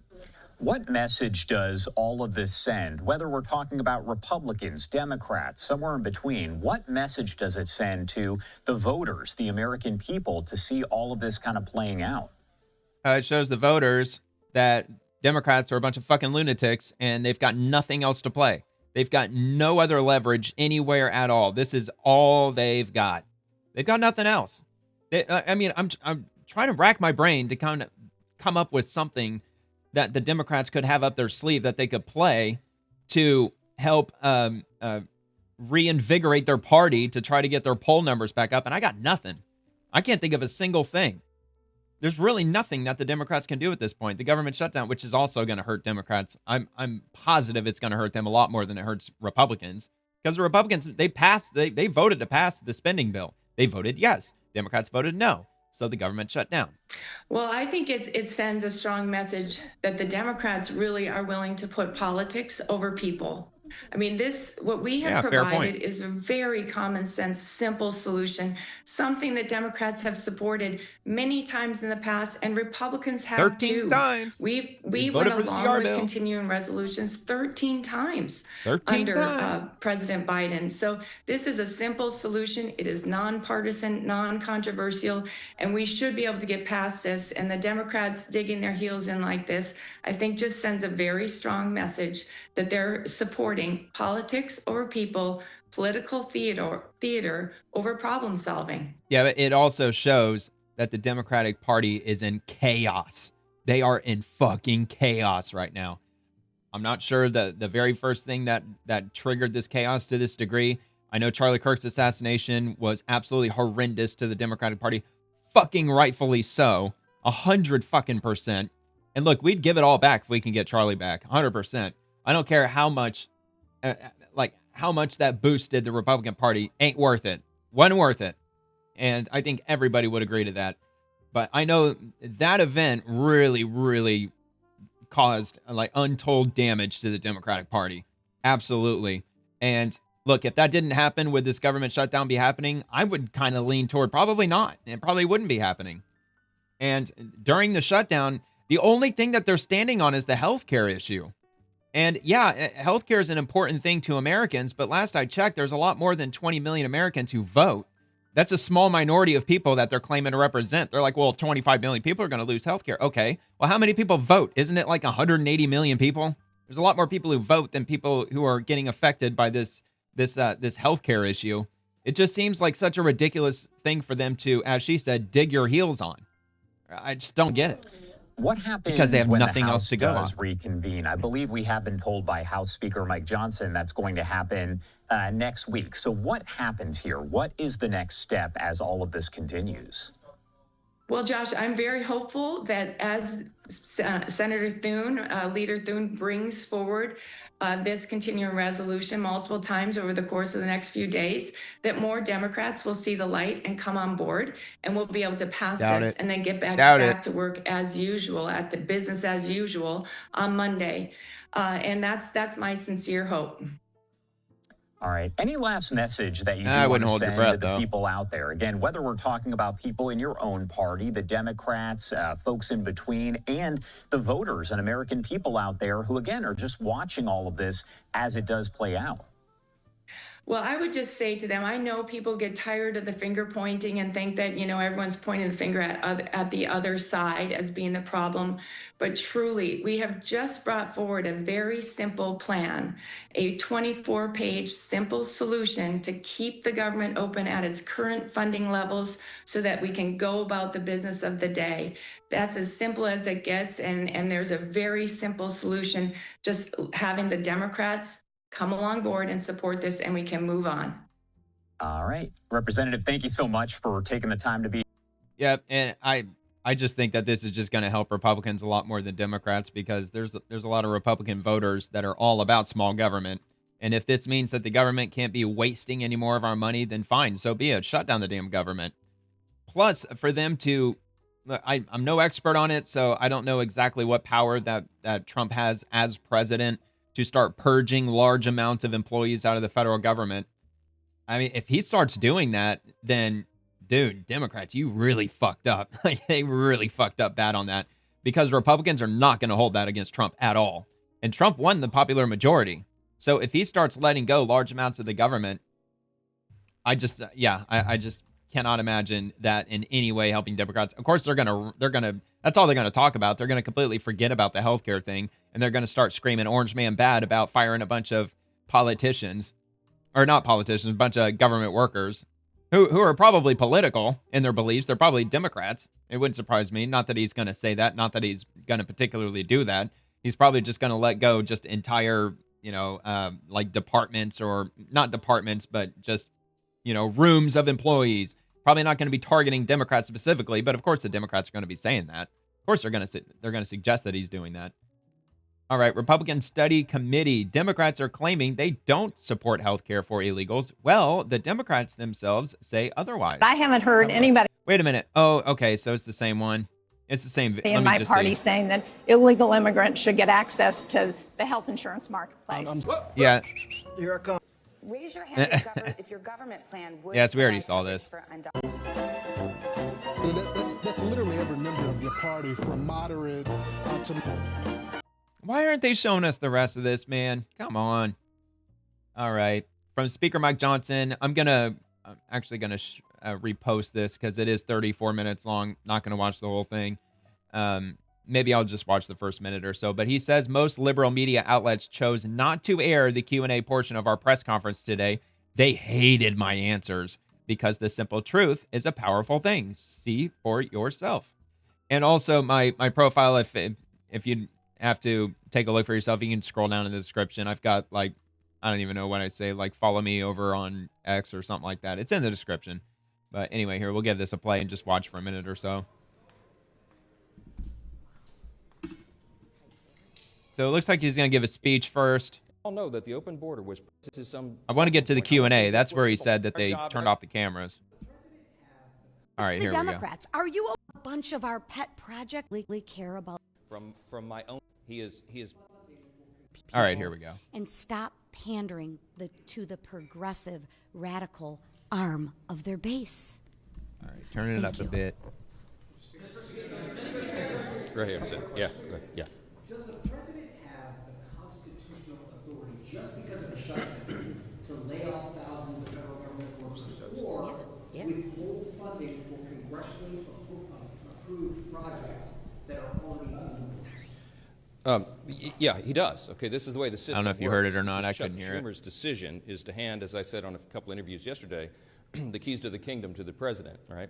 He has put himself in that situation, and it's completely unnecessary. The president takes no pleasure in this. The president did not want a shutdown. I'm telling you this from my own testimony. I was in the Oval Office. He pleaded. No, what Trump is saying, if you want to play hardball, I'm game. I'm President Trump. You don't fuck with me. With Chuck Schumer and Hakeem Jeffries to do the right thing. Keep the government open. And yeah, dude, they're shutting down Trump's government. They're shutting down all of the tariffs, his cabinet in general. All these different departments are full steam ahead right now. He's rolling out tons of executive orders, getting all kinds of things moving. And for them to just shut down the government, I mean, just to hit a brick wall like that, it makes no sense, man. Trump's been full steam ahead all year long, man. So much shit's been happening. Every day it's something else. In a good way. A lot of good things going on. So it makes no sense that Trump is going to want to have the government shut down. But since the Democrats, they want to play dirty games, Trump's got a hell of a card that he can play, and that is to start firing tons and tons of people in the federal government. And I'm sure Trump's probably going to give them an ultimatum, or he's going to give them a countdown or something. He's going to say, okay, look, we got 50,000 government employees on the chopping block. Democrats, you have 24 hours. I'm not giving you a week. I'm not giving you the weekend. You got 20. Actually, knowing Trump, he'd probably say you got 8 hours, or I'm firing all of these people. Talk about all these, and that's just round later, one. That's how the process works. But failing that. But what do I know? I don't know if that's what he's going to do. They have now effectively turned off the legislative branch, the Article 2 branch or the Article 1 branch of our government, and they've turned it over. Really? Is that really how it works? So with the government shut down, the legislative branch is effectively closed. So does that mean, for the time being, that President Trump is the legislative branch? Over to the executive, okay? So in that situation, when Congress turns off the funding and the funding runs out, it is up to the Commander-in-Chief, the President of the United States, to determine how those resources will be spent. He has that. Oh my God, dude, you gotta love those checks and balances. You gotta love that. That is amazing. Responsibility given to him by the Democrats in the Senate. By the Democrats. They can't complain about it, and he doesn't they're want doing to do it. But in this scenario, what they have to do is make very difficult decisions. Oh, fuck yeah, those cameras turned off immediately when he started saying this shit. There is no way that they played any of what he's saying right now on the mainstream media. No fucking way. Most of the responsibility falls to Russ Vought. He's the director of the Office of Management and Budget, as you know. Whomever is seated in the chair at OMB during a shutdown has to do the same thing. Russ does this reluctantly. We had a 45-minute telephone conference with him yesterday. He talked to all the House Republicans. He takes no pleasure in this because Russ has to sit down and decide, because he's in charge of that office, which... He's talking about the Office of Management and Budget. So essentially going over the federal employee workforce. Policies, personnel, and which programs are essential and which are not. That is not a fun task. And he is... Yeah, because when the government shut down, only the most essential can remain operational. And I'm sure it is up to the Office of Management and Budget to determine which positions are non-essential. And therefore, if you put all those employees into a box for non-essential, then President Trump at his leisure can go through and start saying, all right, get rid of them, get rid of them. All right, Democrats, 10 more minutes. Clock's ticking. Here comes 10,000 more. I'm not saying he's going to do that. That would actually not look good on Trump at all or the Republicans, but who knows? I mean, Trump's capable of anything. I mean, I think if one thing the Democrats should have learned after all these years is that you don't mess with Trump. You don't want to get on his bad side, but of course they know nothing but doubling down. Not enjoying that responsibility. And it could end today if the Senate Democrats would come to their senses and do the right thing for the American people. But if they don't, and if they keep the government closed, it's going to get more and more painful because the resources run out and more things have to be reduced and eliminated. Now, when he sits down, my God, dude, I love that as so the director much. of OMB, he will obviously have a subjective determination on the priorities. And what do you think he would do? Because what would any OMB what would Trump do? Any president? They're going to look to see You're for fired. The administration's priority. Look, that's his big catchphrase. You're fired. And that's like the most famous catchphrase that Trump has. You're fired. Priorities first and ensure that those are funded. I mean, firing people, that's what Trump does best. Those are some very serious determinations that have to be made. We want to protect hardworking federal workers. And these are people who protect the essential ones. By the way. We mentioned TSA agents, Border Patrol agents. Our troops, well, the public doesn't really like TSA. Are not being paid, and so they're inflicting hardship on people for no reason. Is it constitutional? Yeah, but I'm not cool with that, though. To have to go to work and not get paid for it, that sucks. That's not good. I think anybody would agree to that at least. But to get rid of the whole TSA thing, I don't think too many people, probably including Democrats for that matter, they probably wouldn't have a particularly big of a problem about that. Is it lawful? Is it part of our system? Of course it is. It always has been. And the Democrats are the ones who have decided to inflict the pain, not the president. Nope. Back row.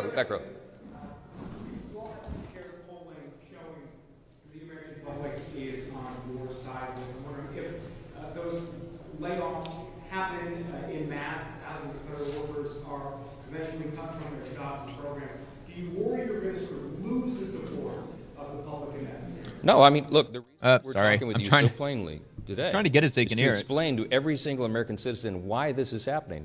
How in the world could they blame the people here who have done our job and sent over a clean CR to keep the lights on? There is no gimmick. People say, why aren't you negotiating with Schumer and Jeffries? Because I quite literally have nothing to negotiate. There's nothing I can pull out of the bill that was a Republican priority to say, oh, we won't do that. Why don't you guys vote for it now? Well, exactly. They've said over and over again, that was a clean CR bill. It was a simple bill for funding. It was just a funding extension. The gist of the bill says that we're going to continue funding the government as it stands right now. We're not adding any of this. We're not adding any of that. It's not a big omnibus bill or anything. It's just a simple funding continuity bill. That's it. And it's only going to be for like 4 weeks. And plus, what the Democrats are demanding, they're all non-starters. We're not going to give illegal immigrants health care. And it doesn't matter how convoluted they want to make it and how much they want to bend over backwards to try to bend the rules and change the wording. We're not going to go for that. It's not going to happen. And I'm really glad that Mike Johnson just said that, because I don't know, man. He's always kind of rubbed me the wrong way, kind of skittish, maybe not skittish, but I haven't been particularly fond of Mike Johnson. But for him to say that, like, I'm really glad he said that by saying, like, look, we got nothing to negotiate with. We're just going to wait for them to come to the table, and that's all we're going to do. And I'm really glad that he said that. I don't have anything. I didn't put anything in it to send it over. I'm stunned that they have decided to shut the government down and hurt people. Because they're psychotic. 100%. They are in The New York chaos. Times poll that was put on the Senate floor yesterday, I think it was, day before, they pointed out to Chuck Schumer, who's from New York, of course, that the New York Times, clearly not a right-leaning organization, publication, has found that 65% of respondents said, please, Democrats, don't shut the government down because you don't get what you want. Many of them remember in New York, of course, what Chuck Schumer and AOC and all the rest. AOC literally said that on the House floor. Well, what I've been hearing from the Republican side, that the Democrats are getting a lot of demands from their far left base, whatever that means, whether if they're like activist organizations or Democrat-funded NGOs or whatever they might be. Apparently, there's a lot of people in the shadows, a lot of powerful people that hold a lot of strings over the Democrat Party we're telling them to shut down the government because, I don't know why, because F Trump, I guess. That's always the reason. Several months back, she said, it's not normal to shut the government down just because you don't get what you want. Well, what changed? What changed? It's on them and not us. Yes, ma'am. Yeah.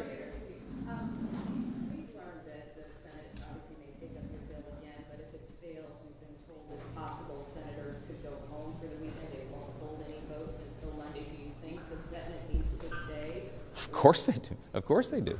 And the House is coming back next week, hoping that they will be sending us something to work on, that we can get back to work and do the people's business. So they're anxious to come back. Republicans are not on Senate vacation. Democrats, 44 of them, all the pressure should be on the 44 Democrats who are dug in. Exactly. I'd be like, why the hell are you all standing here, taking up my time? Shouldn't you be go chasing after those Democrats that are voting to shut down the government? Why aren't you up their ass? Why are you over here asking me questions when I got nothing to give you? I got nothing to offer you. Like, dude, they shut down the government. What are we going to do? We didn't shut it. They shut it down. Why are you talking to me? Go talk to them. You got over 40 Democrats you can go talk to. Go call their offices. Go bang on their doors. Ask them what the fuck. What the hell's going on? Try to pander to the far left corner of their base. That's what this is. That's what I heard too. To appeal to the radical left of your base and hurt Americans, because if they drag this on through the weekend, more and more people will be hurt. I want you to think about, I come from a big military district, okay? Louisiana's 4th Congressional District is home to Barksdale Air Force Base and the command of Global Strike. The Global Strike Command is in my district. In the south part of my district, we have Fort Polk in the Joint Readiness Training Center. I have lots of active duty military and lots of veterans. I want you to think about the young airman or the young soldier who's deployed right now, defending our freedom, they're not getting all paid. of us in America's interest. And they've left, I think of this one particular family. This gentleman is deployed. He's got a young wife at home, and they have 3 small children under the age of 6. She's not going to get a paycheck as long as Chuck Schumer is playing political games up here.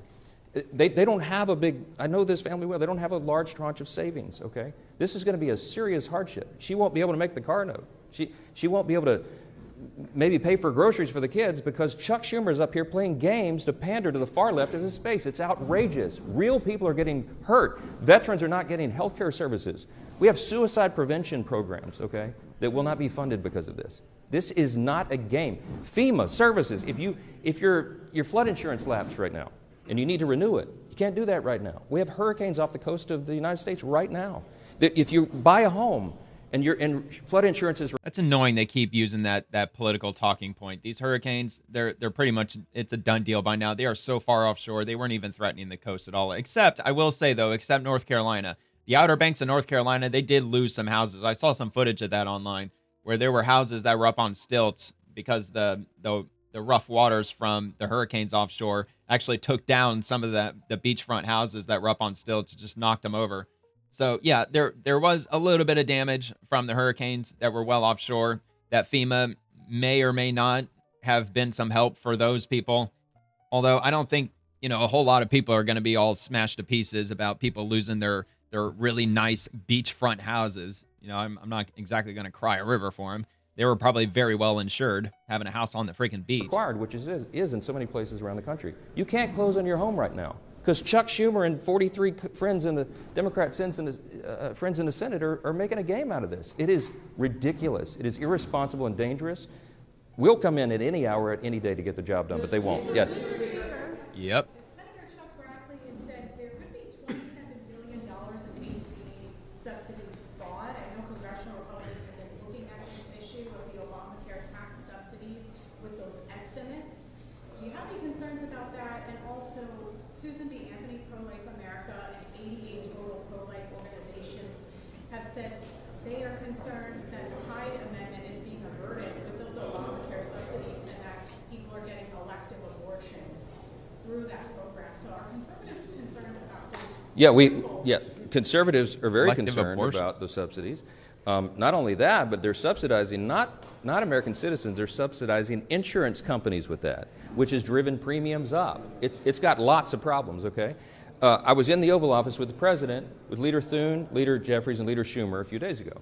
And Leader Thune rightfully said to Chuck Schumer, that is a red herring in this, and you all know it. That is the subsidies that you're referring to don't expire until December 31st. We're at the end of September. Oh, well, Democrats kept saying November 30th. They kept telling me November 30th. That's what I kept reading. You're trying to take a December policy issue and insert it into this discussion about whether we're going to keep government operating for the people. That is a ploy. They've done that simply so that they can show a fight against Trump and Republicans. Let me tell you what that is all about.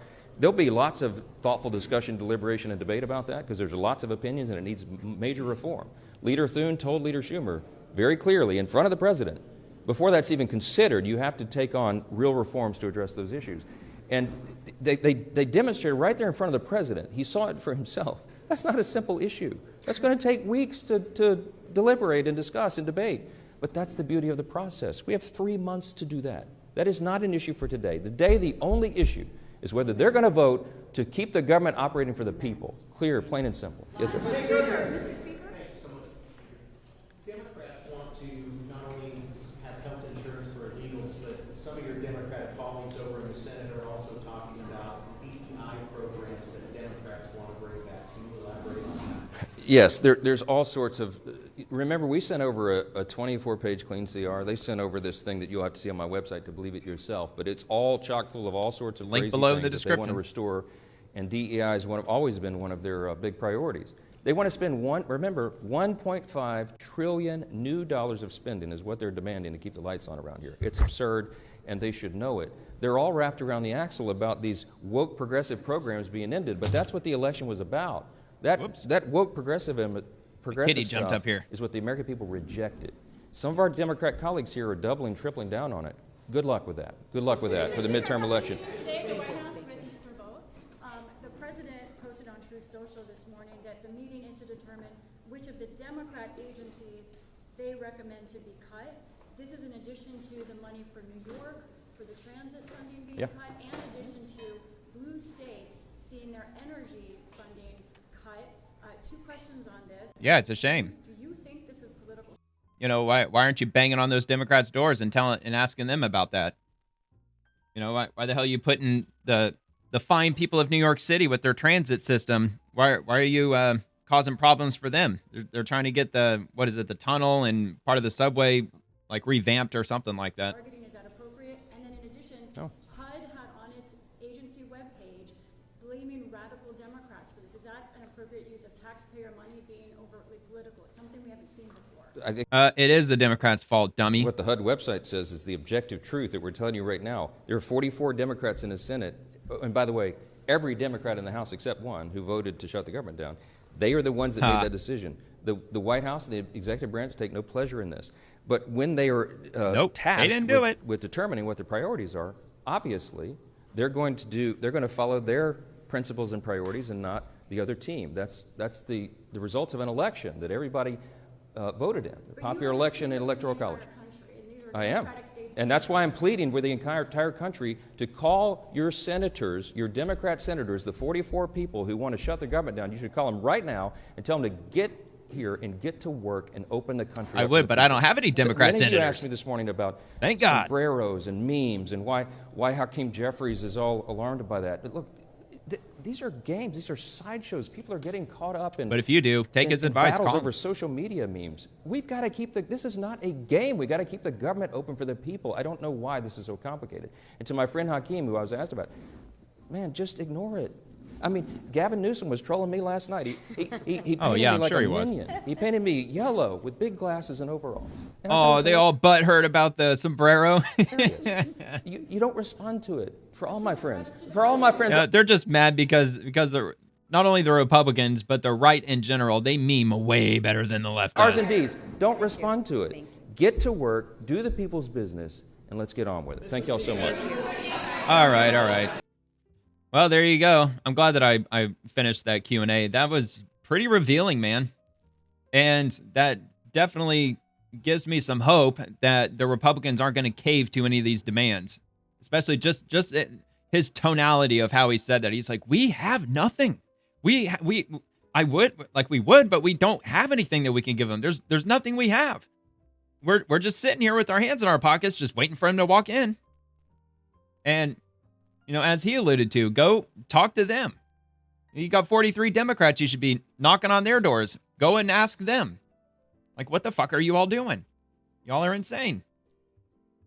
So, all right. So let's move on to the next thing. Speaker Mike Johnson, which I already went over this image here, but in recent days, Democrats have falsely claimed that their $1.5 trillion in partisan government funding demands have nothing to do with providing American taxpayer-funded health care benefits for illegal aliens. They're wrong. Here are the specifics.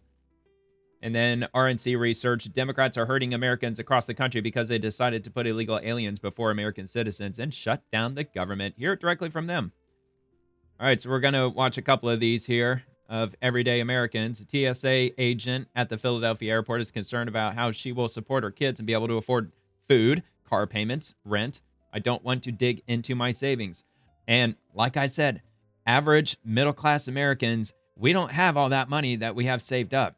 COVID really depleted a lot of people's savings, and not COVID directly, but the insane amount of inflation that we had to deal with, because inflation didn't subside. Everything's still crazy expensive like it was in like 2022. It's all still just as expensive. One TSA agent agreed to talk to me, but didn't want to show her face on camera. I have kids, so I guess it'll be like food, like car payments, stuff like that. Rent. Wonder if she votes Democrat. I don't want to dig Probably. into my savings for all of that, but I will if I have to. One TSA agent. You might as well change your political party while you're at it. Since you have to. Certainly should. Here's another one. In that category, we're talking about new mothers, babies, young children who use that money to buy things like formula and fresh produce to really inform kids' development in those first days and months of their lives. So this could be serious the longer the shutdown goes on. Yeah, apparently WIC was, I don't know why it's depleted. It's probably totally normal that the funding, which I'm sure that's the case for everything across the government. I'm sure their funding is kind of slim pickings at this point, because now we're at the point where they're going to pass the spending for next year. And what they're saying is that WIC is getting pretty close to being out of money. And without this bill getting passed and the government getting back open, that WIC could completely run out of money before this next bill coming up in 4 weeks is due to get passed. So that's pretty concerning.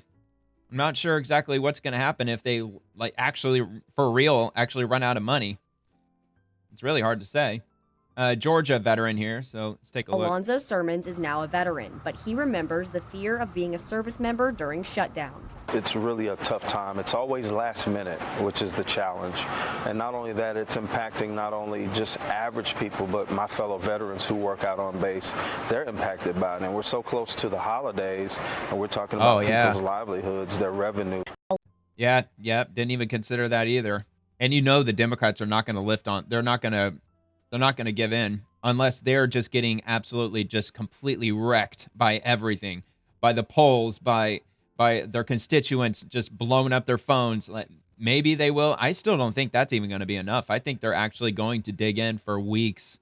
This might actually be the longest shutdown that we've ever had. And this is Nicholas Jenkins from the Chesterfield Food Bank. Take a listen to this. Unfortunately unable to access the benefits that were helping them sustain themselves. The audio is off. We will see that in our lines, and not just from the holidays. Nicholas Jenkins, one of the directors at the Chesterfield Food Bank Outreach Center, tells me they are prepared to provide food for anyone that needs it. So when COVID hit, we grew 400%, and we had to, on a dime, be able to pivot our distributions, our process, and we were able to continue to meet that need throughout that season. All right, I think there might be one more after this one. Let me see. Yeah, it looks like there's a couple more. Yeah, 2 more. All right, we got 2 more. This one, veterans are living without benefits and our troops are working without pay. Kenneth Manny, a veteran from Georgia.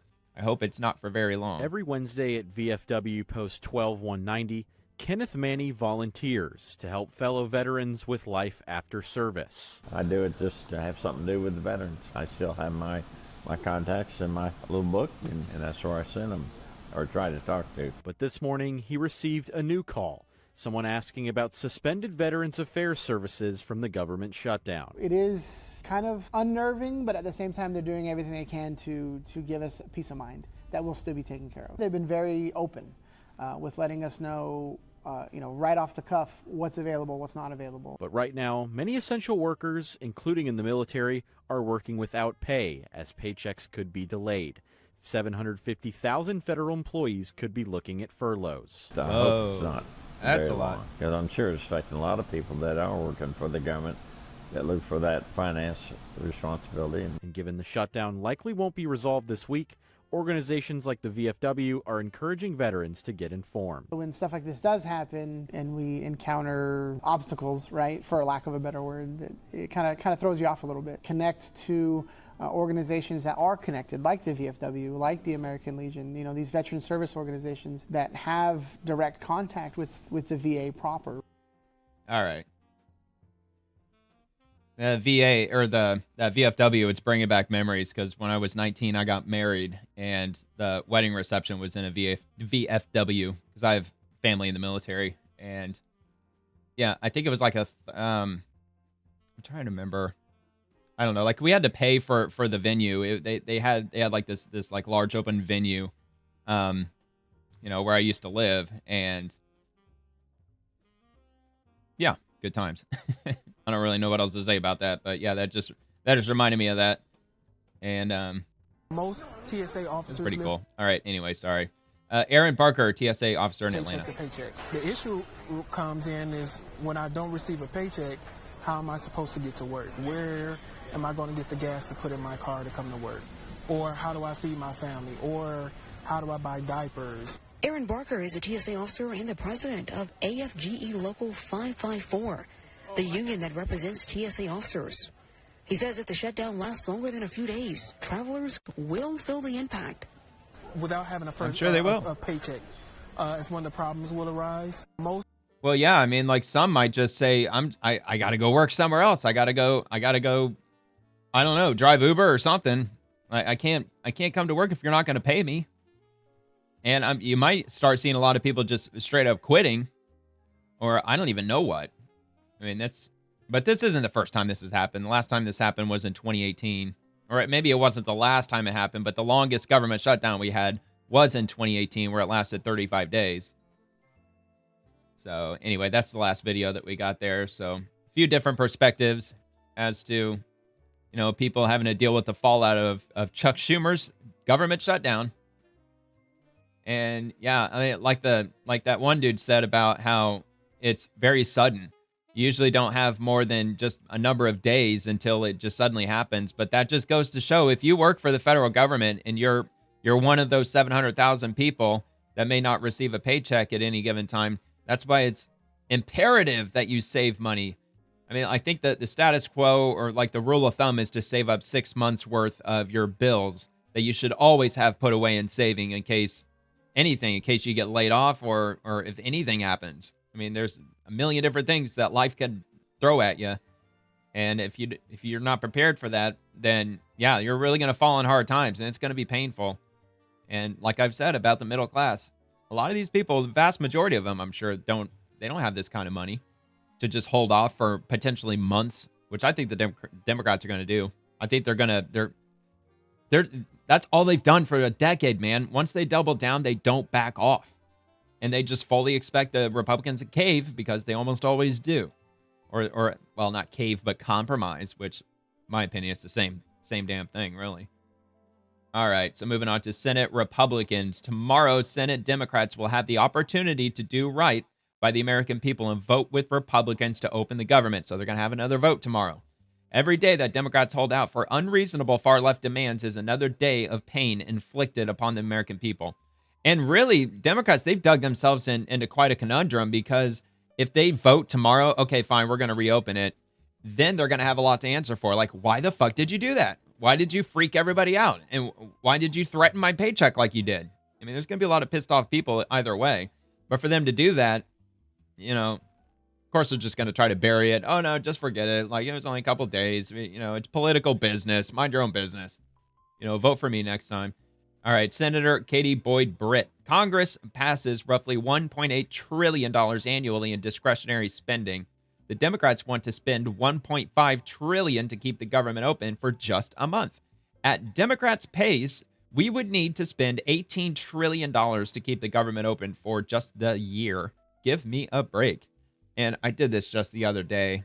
I busted out the calculator, and I did a little bit of math. I don't know the number of tax-paying Americans. Plus, there's corporate taxes. It's not just Americans who pay taxes. It's also like, corporate entities and things like that.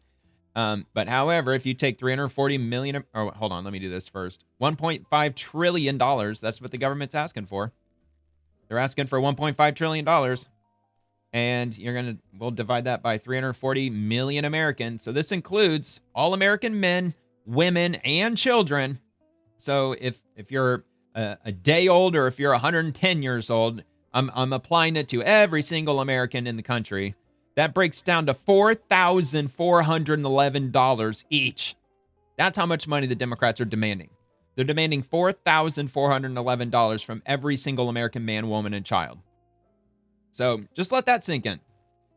I mean, how much would $4,400, how much would that help you today? If you suddenly got a $4,400 check in the mail, or if you just got $4,400 deposited into your bank account, could you really make some good things happen with that kind of money? I know I sure as fuck could. In many ways, dude, there's a ton of things I could do with that. And that's how much money they're demanding to take from you.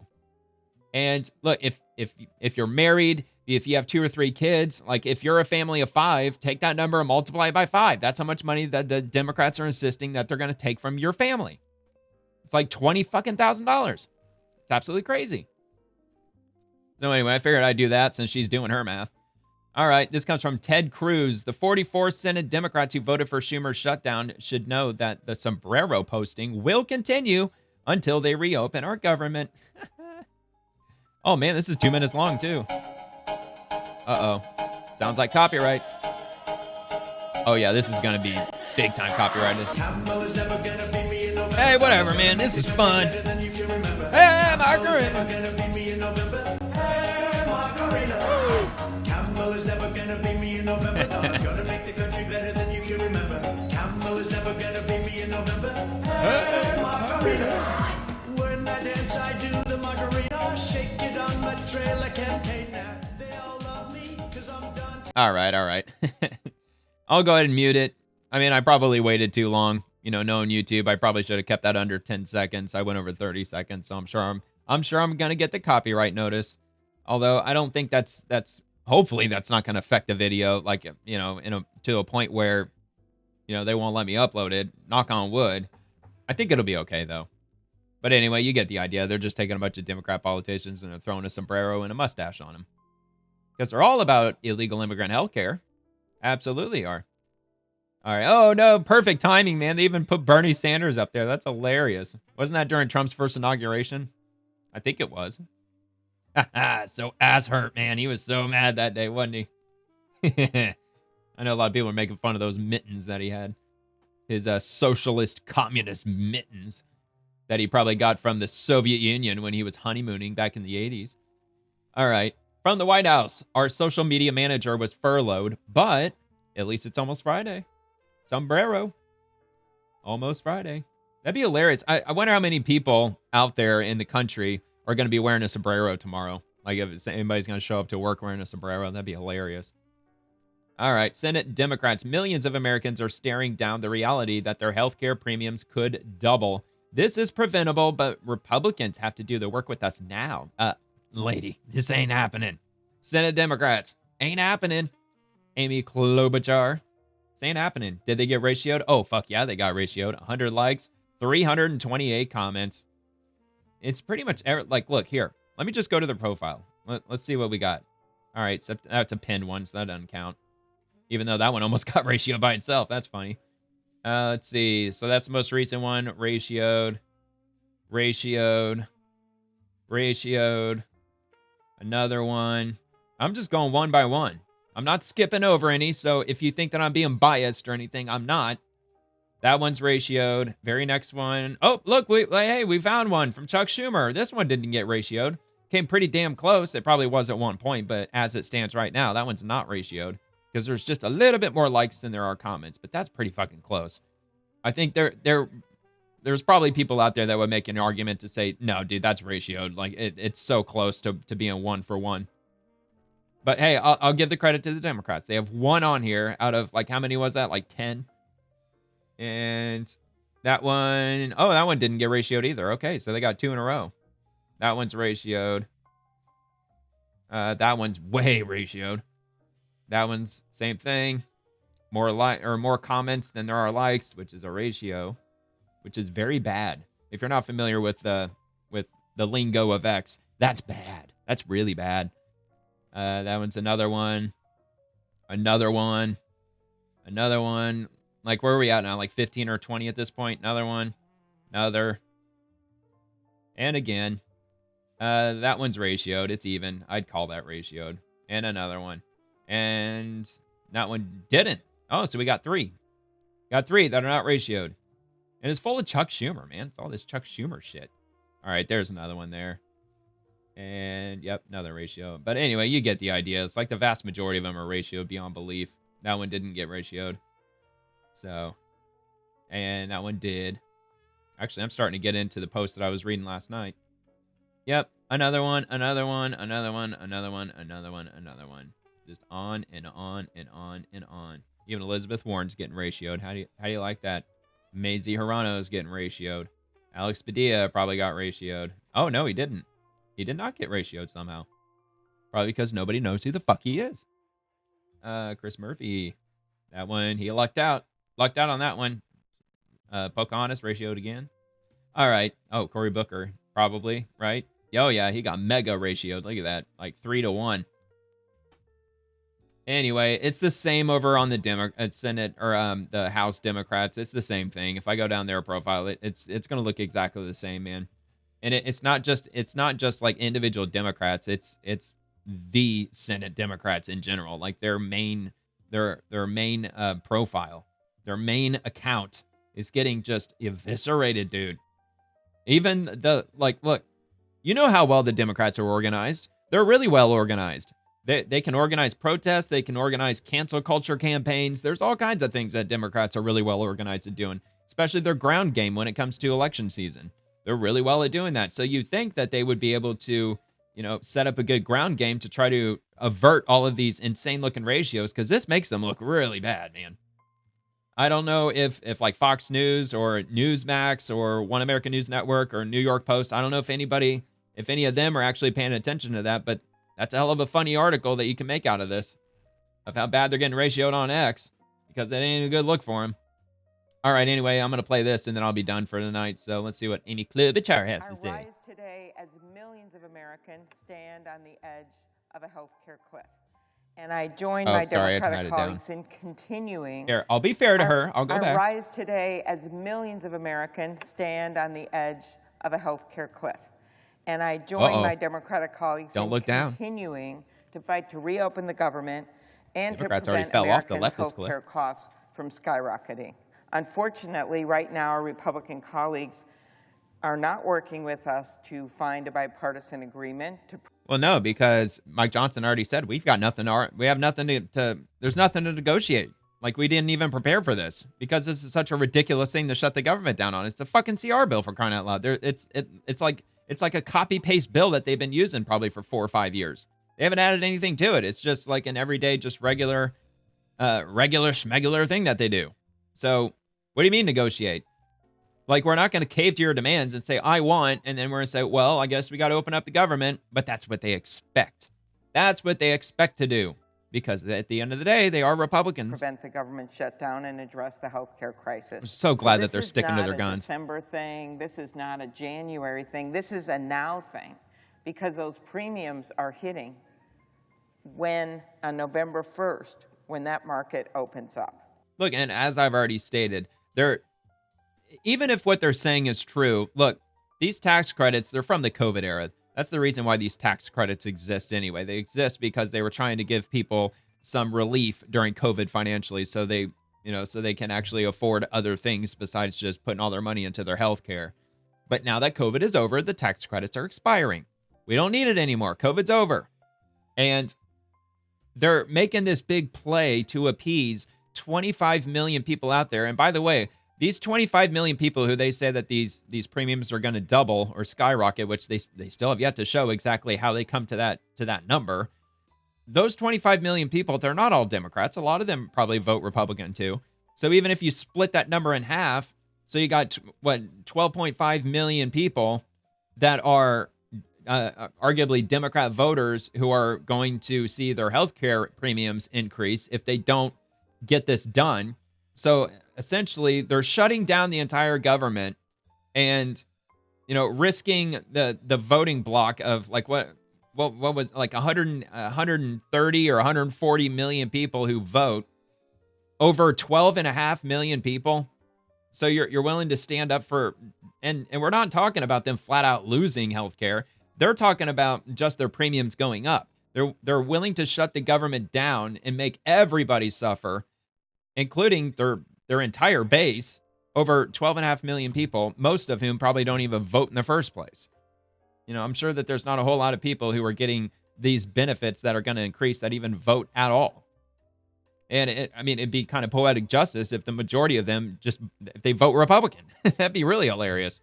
But all right, anyway, here, let me finish this out and I'll be done. So right now, millions of Americans are staring down the reality that their health care premiums could double. Very small minority. For many families, that will mean making impossible choices to make ends meet or losing coverage altogether. This is preventable, but we have to act now. All right. Look, if this affected 60% of all Democrats, or if it affected almost the majority of the country or something, then okay, I could see a reason why they might want to dig their heels in, but it really isn't, man. At the end of the day, it's only affecting at the most 25 million people, which is not a small number. It's still a large number. But we've got 340 million Americans in the country, and they're shutting down the government over 25 million people.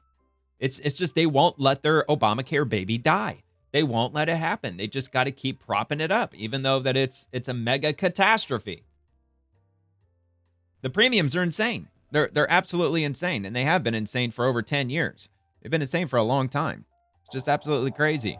So anyway, that's going to be it. All of these articles that I opened up, I'll link them in the description if you want to check that out. And just like I said with that file, that PDF, this one, I'll put that at the top of the links. So when you scroll down, if you want to take a look at this bill, I know it's a long read, but that's what Speaker Mike Johnson put on his website. This is what they keep talking about, the Republicans. And this is the bill from the Democrats. This is what they insist that they agree with. Otherwise, the government will stay closed. So I'll put that down there below if you want to check it out. And anyway, if you enjoyed the video, please like the video and subscribe to the channel. It would mean so much to me if you subscribe. And I'll drop a new show every evening, Monday through Friday, covering the swamp and everyone living in it. The politicians, the bureaucrats, the agencies, and everything else. And I'll also post this episode over on X. So if you want, you can go over there and comment too if you feel like doing so. And thank you very much for watching. Hope you have a great rest of your night, and God bless America.